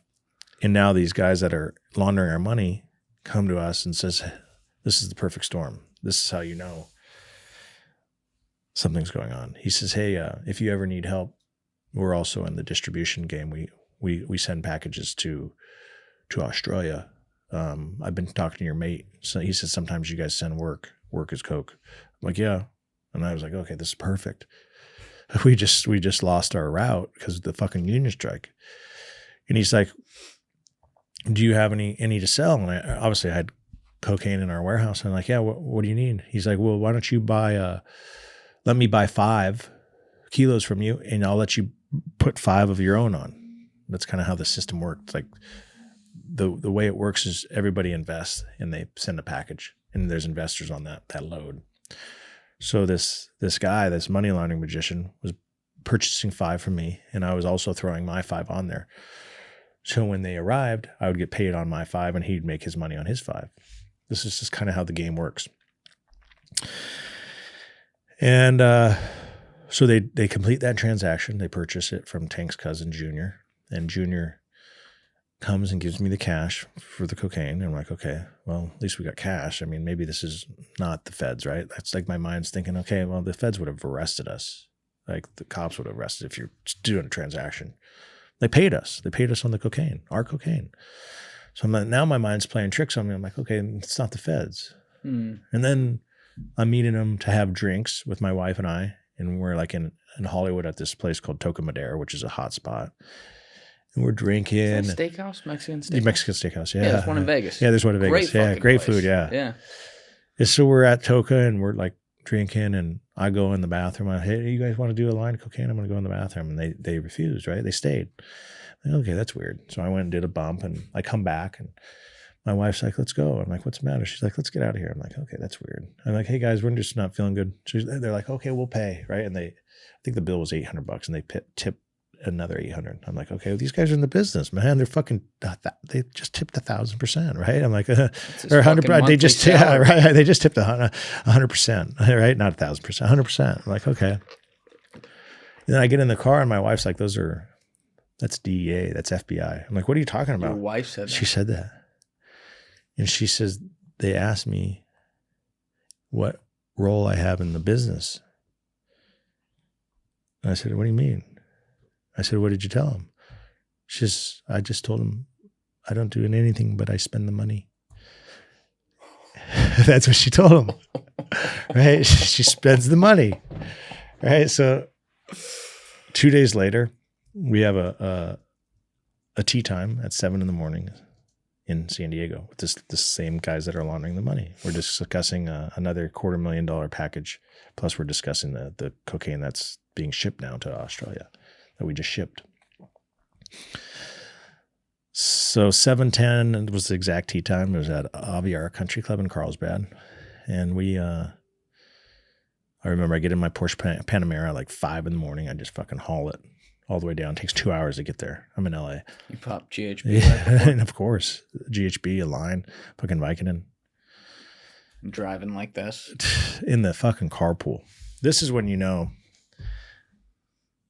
you're like passing police officers and you're in the carpool, and this is how you know, like you have like no worry in the world. Like this is how you know you're meeting up with the FBI if you're not getting pulled over, because there's a fucking alert on you and probably a tracker underneath me. Yeah. And I get there and there's no one in the fucking parking lot. No one. I'm like, this is weird. This is like the most expensive country club in San Diego, and there's no one here. This is odd. There's like a gardener in a F-350, and there's like 6 guys in there. I'm like, okay, this is kind of weird. But I pop my trunk of my Porsche Panamera. I get out. I grab my clubs, and my caddy's right there. And he's like, Mr. Hanson, welcome. And he's shaking. I'm like, oh no, why is he shaking? This is not good. I'm like, where is everybody? He's like, Mr. Hanson, I don't know. I'm like, okay, this is fucking weird. I give him my bag, and he's still shaking. He puts my clubs on the back of the golf cart. I go to my passenger side where I grab my man bag. I got like 3 encrypted phones, $50,000 in there to go bet. And I pull around, and fucking 15 FBI agents come out of the bushes, fucking helicopter in the sky. Oh, you got the Henry Hill treatment. I got the Henry Hill treatment for sure. It was all over. What goes through your mind that instant? Relief. It's over. Did like time stop? Yeah, everything stopped. As soon as they put those metal handcuffs on you, you're just like, wow. Froze. As soon as I heard that Australian accent in the back of the vehicle, this undercover vehicle they put me in, the whole time I'm in there, I got 2 FBI agents on me. I got one driving, and I got some guy in the front. I don't know who the fuck he is. Right. I'm just listening to every little thing. Like, what are they talking about? Yeah, keep the mic in. What are they lock? Or like, I'm listening. I'm sitting back. I'm listening to every little thing. Like, what do they got on me? Is this for the gambling? This is all I'm thinking. I said, Julian, if this is gambling, I'm gonna be okay. It's like 2-3 years, right? I'm like, okay, please be for sports betting. Please be for sports betting. And then I heard the guy that was driving speak to the guy in the passenger seat, and I heard the Australian accent. I said, holy shit, I'm fucked. And I turned white. My whole face went white.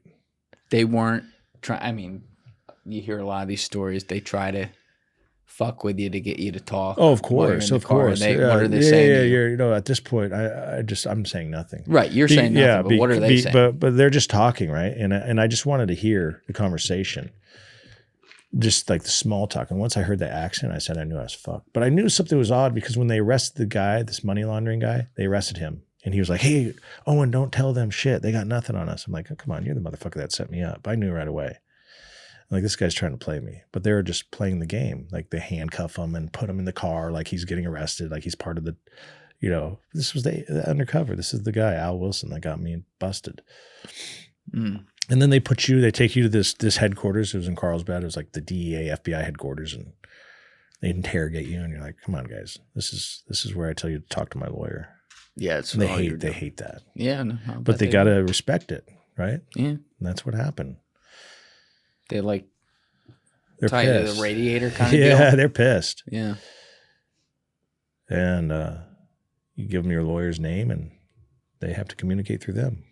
All right, so you had relief, but then that's followed by the long car ride where you're like, oh, fuck, this is about the drugs. So now you're starting, what's the 5 stages of grief or whatever? It's like denial and then, anger, accept, whatever it is. Like, are you going through that? You know they got you dead to right, and you're like, oh, fucking, hey, how are we going to, now then they supersede us and they do a RICO. First it's a charge. They charged me for distribution on cocaine, right? Because that's what they busted me on. And now they got myself, and then they arrested Junior, Tank's cousin, that same day. And so I'm like, okay, it's Junior and I. But I know I have the gambling operation, so that's running. I'm like, okay, at least that's making me some money right now. You're thinking you're going to keep that Yeah, money? I'm thinking, and I'm just going to keep it running. Like, they didn't arrest me on it, so I'm looking at the charges, and it says distribution of cocaine. And so in my mind, I'm like, fuck it, business as usual, keep running the gambling business. And that's what I did. I kept running the gambling business. From jail? From prison. So what was your bail? I didn't get bail. You didn't get any No, bail? My bail, we tried to put a couple $1 million up. And Oh, wow. They Yeah. wouldn't give you bail? No, not on the feds. I mean, this isn't murder or anything. It's because it's international ties. Oh, So gotcha. 3 months goes by, and my lawyer, he's like, something's not right. He says, I feel something's coming. I'm like, what do you mean? He goes, well, they took all your phones. They took your computers. He says, are you doing anything out there? I said, well, the gambling. He's like, well, I hope you're not doing it still. I'm like, oh, no. I said, I don't know what's going on. I said, I'm in prison. I don't know what you're talking about. But my office, they kept running it. They kept running the business. Mm. And so they superseded. They arrested 23 people. From the gambling Yeah, business. for the gambling business. Oh, it sucks. Superseded us on a racketeering case, RICO. They find all your assets? Yeah, they took everybody that had my assets, my accountant, my lawyers, they took everybody. They grabbed everybody. They grabbed a guy that won 3 Super Bowls, was one of my agents. Oof. They grabbed my private investigator, my collectors. They grabbed Tank. They grabbed my personal assistant. Jesus. She got arrested. They grabbed For what? runners. Everyone got arrested. Just because she knew they were that- part of this conspiracy. And it was a racketeering charge, and everyone got charged. And it was sad because now in 2018 they passed gambling. It's illegal. It's legal now in the federal system. Right. So that part. all these people, poor guys, they all got felons on the record, and now it's legal. So That's crazy. Yeah, that part. I mean, the coke is a separate issue here, obviously, but like the gambling part, that's nuts. That like now everything that you're arrested for and get a record is legal. Yeah, and you got to carry that around. Now, what is so you don't make bail? You're sitting in jail. They keep adding to the indictment and everything. What were you facing? What was like the max? First, they started at 30. He said 30 years you're going to get unless you cooperate and tell in the cartel. I said, it ain't happening. I'm not signing death certificates. You never thought to. Yeah. I said, it's not happening, guys. They asked many times. I said, I'm not doing it. You guys are crazy. Then my lawyer said, hey, you got to shit or get off the pot. I'm not taking 30 years. And then we had this thing that Australia was going to come in and extradite me after I do my time in the U.S. So I had that in the back of my head. That didn't end up happening, No. obviously. Like I said, you're going to have to see the doc. Right. Okay. But I did fire that lawyer, and I ended up hiring a new lawyer that represented the Arellano Felix cartel, which is the Tijuana cartel, big cartel at the time. Yeah. So he came in and he's like, dude, you're not getting 30 years. He said, there's no fucking way.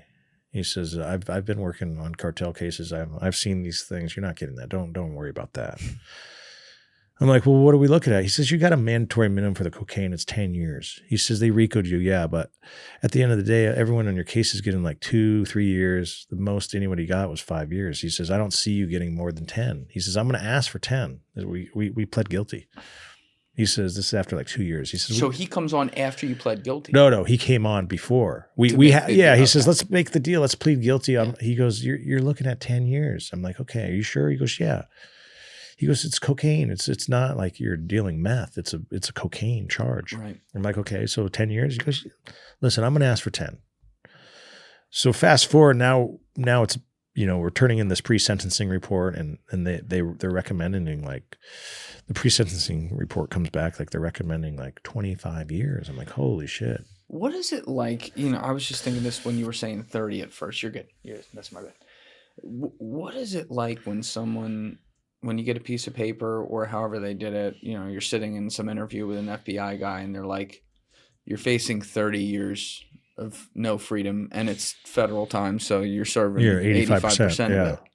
Like what happens in your head when you hear that? Your life's over, right? You're not ever going to see the daylight. You're not going to see your father, not going to see your mother because they're going to be passed by then. Did you have any relationship with either of them during this? The whole time. My dad's coming to visit. My mom visits. I'm not visiting, but she's calling me. I'm calling her. What did they? Obviously, they didn't. They were know in what shock. You were doing. No one knew. Everyone thought I was doing this sports betting legally, through offshore. It was gray, but I was doing it legally because I had it offshore. They thought I was a developer. That I was building these beautiful homes that I was showing them. Did you have some serious heart-to-heart conversations with them, or that wasn't? Listen, I was fighting for my life. It was hard to speak to them. There's a lot of tension, a lot of arguments. Pay for this lawyer. Get me this. Help me, please. You're you're at the mercy of them. And it was definitely the hardest time of my life, and for them, right? Like they told me every time they would come visit me, it's not just you that's in prison. We're in prison too. We're going through this just like you are. What's that like to hear that?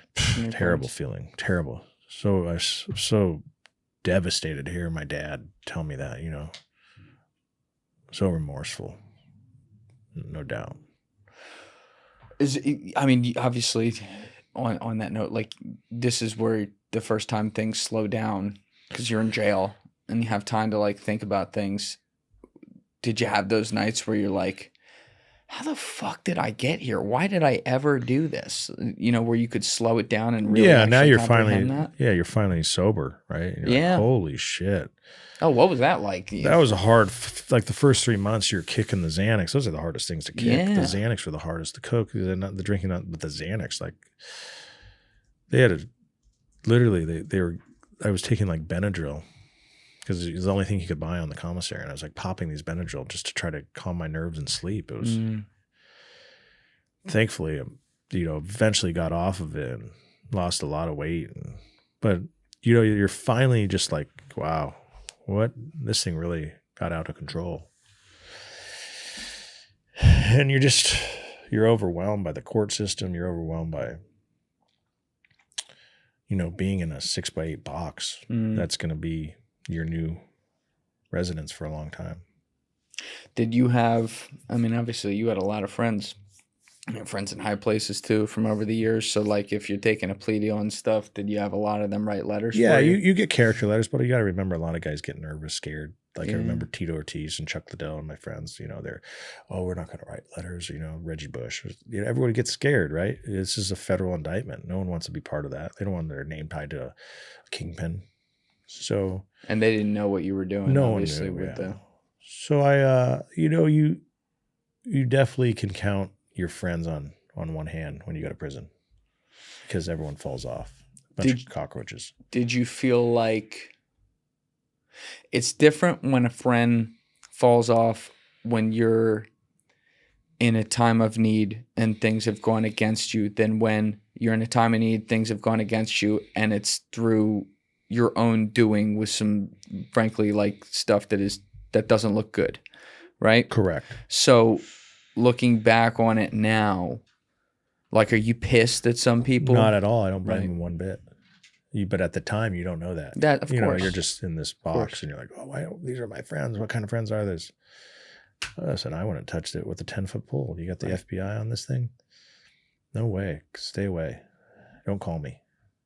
Have you reconnected with someone? Yeah, a lot of them come back and they're like, dude, let me tell you what happened. The FBI contacted me. They told me if I talk to you, I'm going to get indicted. They scare the shit out of these people. Yeah. Subpoenaed Jeremy Shockey. To this day, he tells me how much lawyers cost him, and I feel terrible. He's my best bro, and I have to live with that every day. I told him, listen, when I start making money again, guess what? I'll pay you back. It's not a big deal. I fucked up. But at the same time, I didn't mean for you to get subpoenaed. It's like it was never in my intention. Yeah. Third and fourth order effects go beyond what you could ever think of, you know, on friends. That's hard. I can't imagine that. I mean, that's like, because it's all happening at once too. It's not like one guy at a time, something like that, all at once. And then you get the power of the federal government on it. It's like, you know, of course they got to make cases against people who break the law and stuff. I totally get that.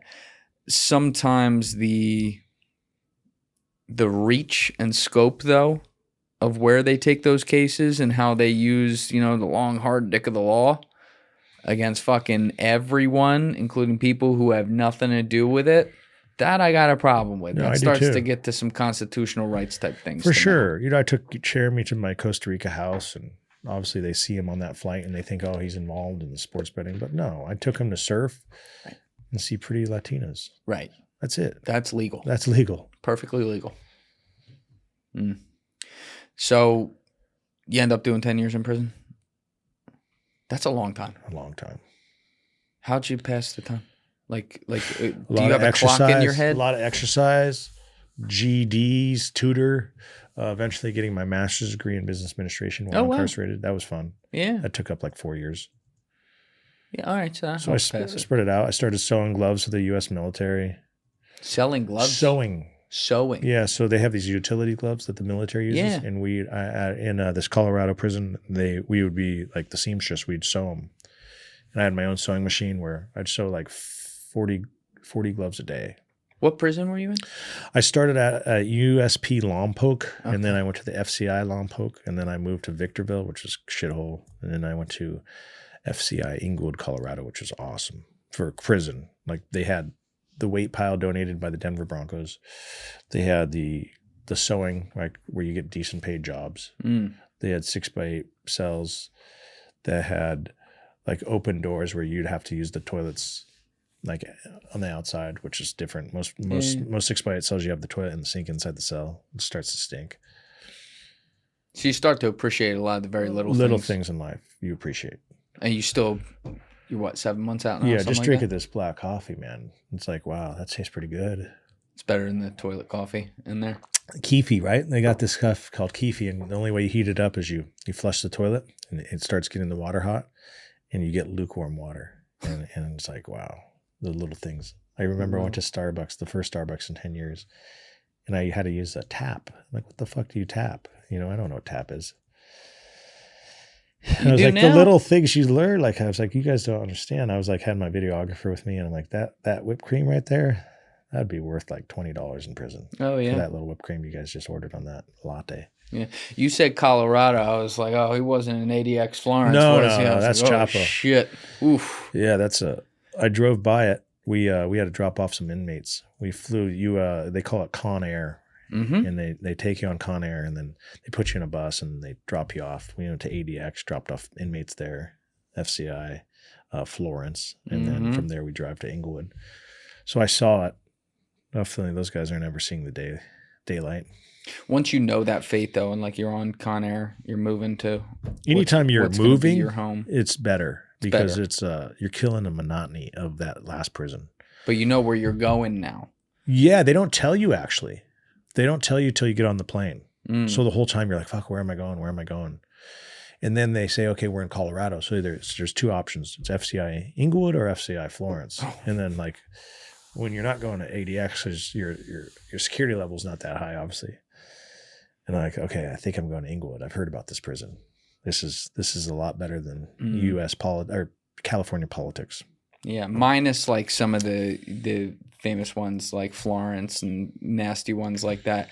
A lot of the guys I've talked to over the years have talked about how federal prison is a lot better of an experience in many cases than like state prison. That's what I heard. I think the type of people, right? More upscale guys with RICOs and gangsters and white collar crime guys. How'd you do like making relationships in there? Pass the time. I'm a people person. Yeah. Like you and I, like we could just shoot the shit. We could go work out. We could chop it up. Like that's how I am. But it's very political in prison. So it's not like I can just go chop it up with my co-defendant Tank. Like Tank and I were on the same yard at one point. Oh wait, he came to the same prison? Yeah, we were in FCI Lompoc. They sent your bodyguard with you? Yeah, he That's was kinda there. cool. Yeah. So it's different, right? Very political. I can't, my whole life I've been playing sports with blacks and Mexicans. Well, guess what? In prison, you're passing by. Hello. You're not chopping it up. You're not eating food with them. You're not sleeping with them. You're not doing things that you would do on the outside. And for me, that was a difficult part. How long did it take to get used to that? A couple years. Couple years? Yeah, a couple years. Because the whole time you're fighting your case, I was fighting my case for nearly 3 years. You still haven't seen prison. And then when you get to prison, you realize there's politics. That's right. Yeah. So were your parents like coming and visiting you? Yeah, my dad would come every like 3 months. And we just kept praying, kept hoping that there'd be something that goes on in the court systems. And I think that's where we leave it, something that literally won the lottery in life. Right. Yeah. Now, having come out and hit the ground running, you got a book. How'd you get the docuseries so fast? It was while I was inside. They started making it in 2020. I was with Wahlberg's team on that wall phone, the prison wall phone. 9 months of telling the story on the 15-minute phone calls every day. With Mark on the line? Not Mark personally, his director. Yeah, Wow. Jody McVeigh Schultz. Now, how did he get connected to the story? There was a guy that came to USP Lompoc, and he says, I want to handle your life rights while you're incarcerated. I said, go for it. I'm supposed to get out in like 2038, and then I'm supposed to get extradited. I said, you can do whatever you want. I'm going to be in here a while. He goes, I want to do a book deal. I want to do a doc. I want to do a movie. I'm like, yeah, go ahead. Didn't think anything of it. Found me the ghostwriter. We started writing the book in like 2019, 2018. And then in 2020, he says, hey, I got a doc, Unrealistic Ideas, Wahlberg's company. They want to do the doc on it. They got a deal with Amazon Prime. It's locked in. I'm like, cool, I'll be in here. And then we literally, for like 4 years, we're creating this documentary, and they find out about me getting out. And they're like, holy shit, we got to document this. So they literally have me getting out of prison with the documentary, the people there. It's insane. So you didn't have to get extradited to Australia? No. They just give up on you over there? I'm like going to leave it. I'm going to leave it for you guys to watch. Yeah, that's a good one. I'm definitely watching the documentary. We're going to link that down below. Yeah. And I'm going to link the book as well. So people I tell people the book's great, because what I do is you could go on Amazon and buy it. Lou Ferrigno gave you a shout out. Dude, right Lou there. Ferrigno, Derek Lavelle, 3-time Super Bowl champ. Yep. Luke Pettigrew, doctor for the Clippers. Okay. Guy from Vice, authorization of Generation Kill. That guy's great. Trey Rush, YouTube influencer. Oh wait, the thing that became the miniseries. Yeah. That he actually ended up killing himself the day after he wrote that testimony. No. Yeah. So sad. How did you know this guy? Dude, he reached out when I was writing my story. He saw it in Vice magazine, and then I sent him a book, and he wrote that for me. I was so blessed to get that. And then he read that. That's the best one. Read that to the deeply compelling story about a young man's rise from a broken middle-class home to the heights of organized crime. Owen, a self-taught kingpin with just a USC degree, had no background in the criminal underworld but excelled in it. He surrounded himself with wealthy college kids and adapted to their lifestyle. This is the essential true crime read of the year, a tale of ambition, excess, and the blurred lines between good and evil.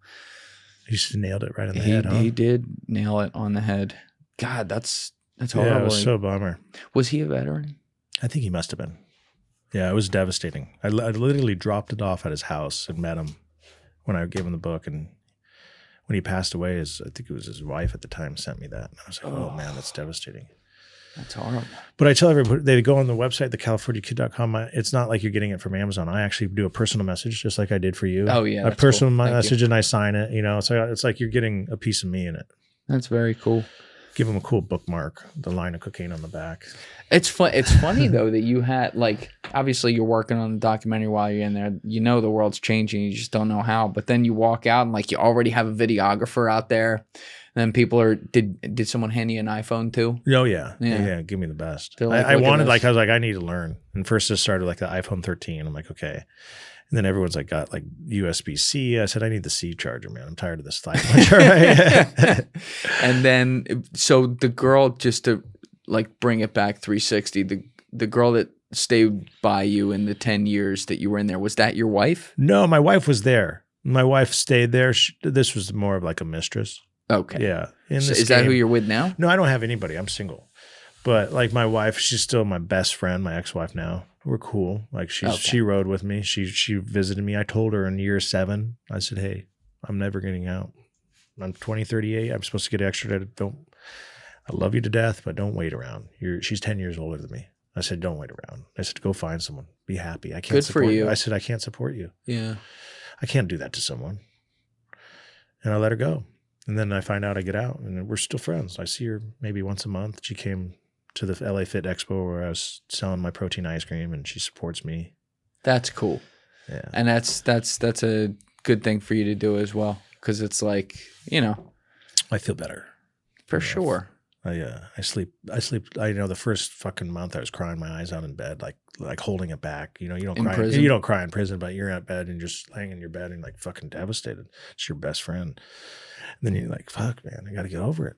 It's a lot better place to be doing it while incarcerated, right? Yeah. Because you don't have to see the person. And you said you've had a chance to like reconnect with a lot of your friends from the past. Yeah, I'd since you say got like out of prison? 99%. Oh, wow. Yeah. Like You really- 99%. you're not Hey, wasting time. 99% took me back, right? And there's just still like maybe 1%, 2% that haven't accepted it, but that's life. Which you got to, I mean. No, I'm fine with yeah, it. Listen, 99% is pretty that's good a number. pretty good number, huh? And then do you think like part of it is though, you're conscious of the fact that because a lot of those people had no idea what you were doing, like You gotta lied earn to them. back- Yeah, you got to earn back their back. trust. Like my accountant didn't know, and my accountant's brother was my best friend. He didn't know, and I told him I apologized when I got out. I said I fucked up. I did that wrong, and I know it's going to take time for you to accept it and have me back in your Right. life. But now they've said, hey, you know what? We forgive you. And See your accountant again? yeah, not my accountant again. I can't be.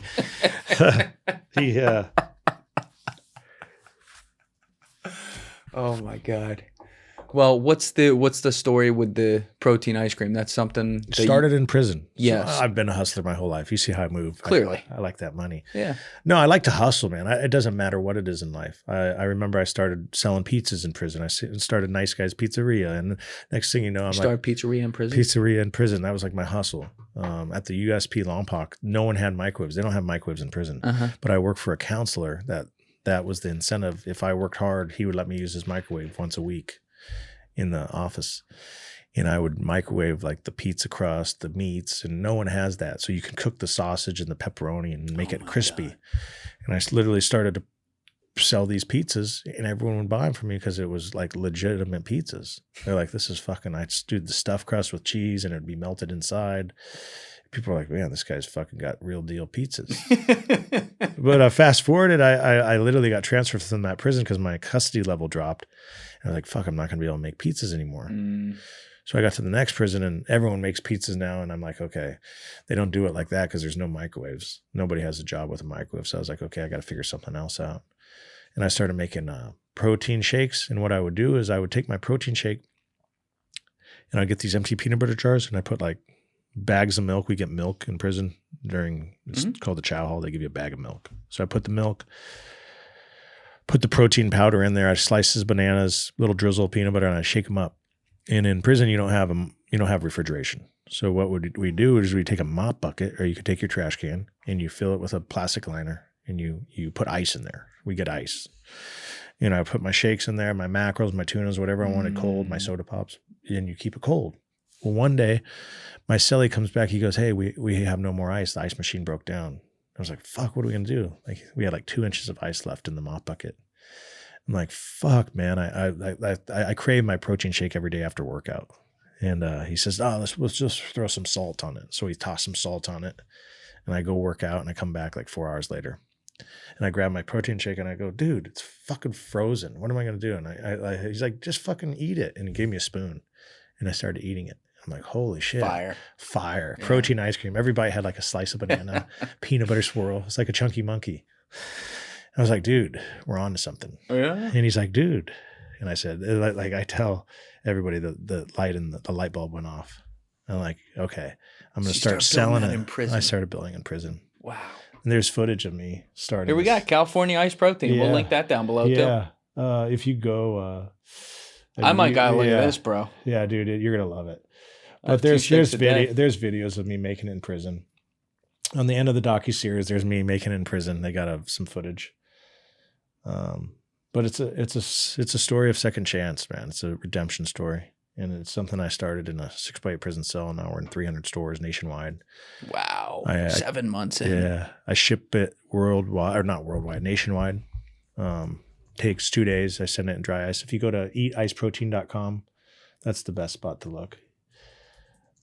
I basically, you get to pet, I make people pick a 6-pack. Yeah, right there. Yeah. So you get like, you go buy now and you pick yourself, you get creative. So I have 4 flavors. Have your cake and eat it too. Cake batter, Oreo, cookies strawberry, and and cream. what? You have between 15 and 20 grams of protein. And so you click like, let's shop now. Let's get the cookies and cream. Boom. And then you build your package. You get that starter pack, 6 packs. I make you buy 6 boxes because it's so expensive to ship with dry ice. At $89, you get 6 4-packs. So you get 24 ice cream bars with, That's not bad. No. And by the time it gets to your door, it takes 2 days on dry ice. You open it up and it's good to go. I got to show you the protein shake on a stick. Afterward, I got to show you the protein I use and what I do with it. Because it might give you an idea. Yeah. Do you do the what is it called? I don't want to give it away. The Ninja. The Ninja? Yeah, you use a Ninja? What's they got like a Ninja ice cream. No, it's different, but I want to show you. I don't want to give it away because maybe you'll have an idea. But like, how's your relationship with your parents now? Dad's still my best friend. I actually see him in 2 weeks. We're going golfing. And that's good. My mom, I get to see her. I think I had Thanksgiving with her. That was nice. Is that like a it's tough. Listen, it's tough. I told my mom, I said, man, I missed like my childhood with you. But at the end of the day, we got to accept it. And we move forward, just like everything in life. It's a hell of a way to look at it. Yeah. It's kind of a heavy thing. I don't hold a grudge, and it's just it's life, right? I've gotten this far. I'm gonna keep going. They forgive you? Yeah, I think so. They just worry, and they're like, I hope you don't go back to that life. I was like, I can't go back to that life. I'm never gonna get out. There's not even a question. There's no third chance here. No. There's no such thing. I said I'd rather make $1 a day living in the free world than being a rich man in prison. You know what? I don't need to go to prison to learn that. Yeah, right. You can stay right here. I agree more. I think about that often. I'm like, just the ability to wake up and decide what I'm doing with my day. That is priceless. Even in cold New York, this beats prison. Yeah, fucking -2 out there. Yeah. But that's great that you have that relationship and like you're getting it after it and everything. But you're also talking at juvie halls, you're talking at colleges as well, where it's the athletes. Wild West, right? That's the best feeling for me when I go in there and I got 30 guys from a baseball team or a basketball team, and they're literally, I'm telling my story with their jaw is on the ground. Yeah, I'm like, it started with gambling. You guys don't understand. And once gambling, guess what? It's literally gonna keep going. You guys are adrenaline junkies. You're athletes. We want to win. And I tell them, and I get into this, and I said, guess what? That one bet I took turned into me working for the cartel. Don't forget the banana up your ass. Yeah. They look at me like, holy shit, this guy's not lying. Yeah. And their homework is the night before to watch the series. The coaches make them watch Cocaine Quarterback. So they know what they're getting into. So they know it's true. And I'm like, it just takes one bet. I said, it happened with me. It can happen to any of you.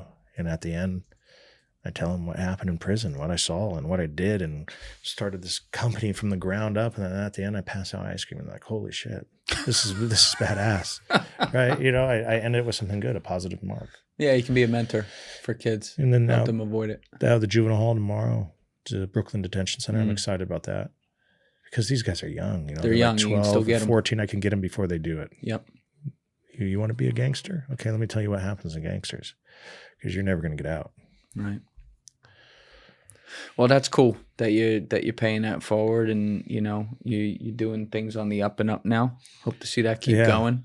For It's sure. a hell of a story, man. I'm gonna be watching the documentary. I'm sure everyone else out there is probably gonna fucking want to watch it too. But you can check out the book as well, The California Kid. We'll have that link down below. Owen, thanks so much for doing this last minute, man. Yeah, no worries. All Thanks right. for having me, bud. Of course. Everybody else, you know what it is. Give it a thought. Get back to me. Peace. What's up, guys? Thanks so much for watching the video. If you have not subscribed, please hit that subscribe button before you leave, as well as leaving a like on the video. It's a huge, huge help. You can join my Patreon via the link in the description, and you can also join my clipping community via the Discord link down below. See you for the next episode.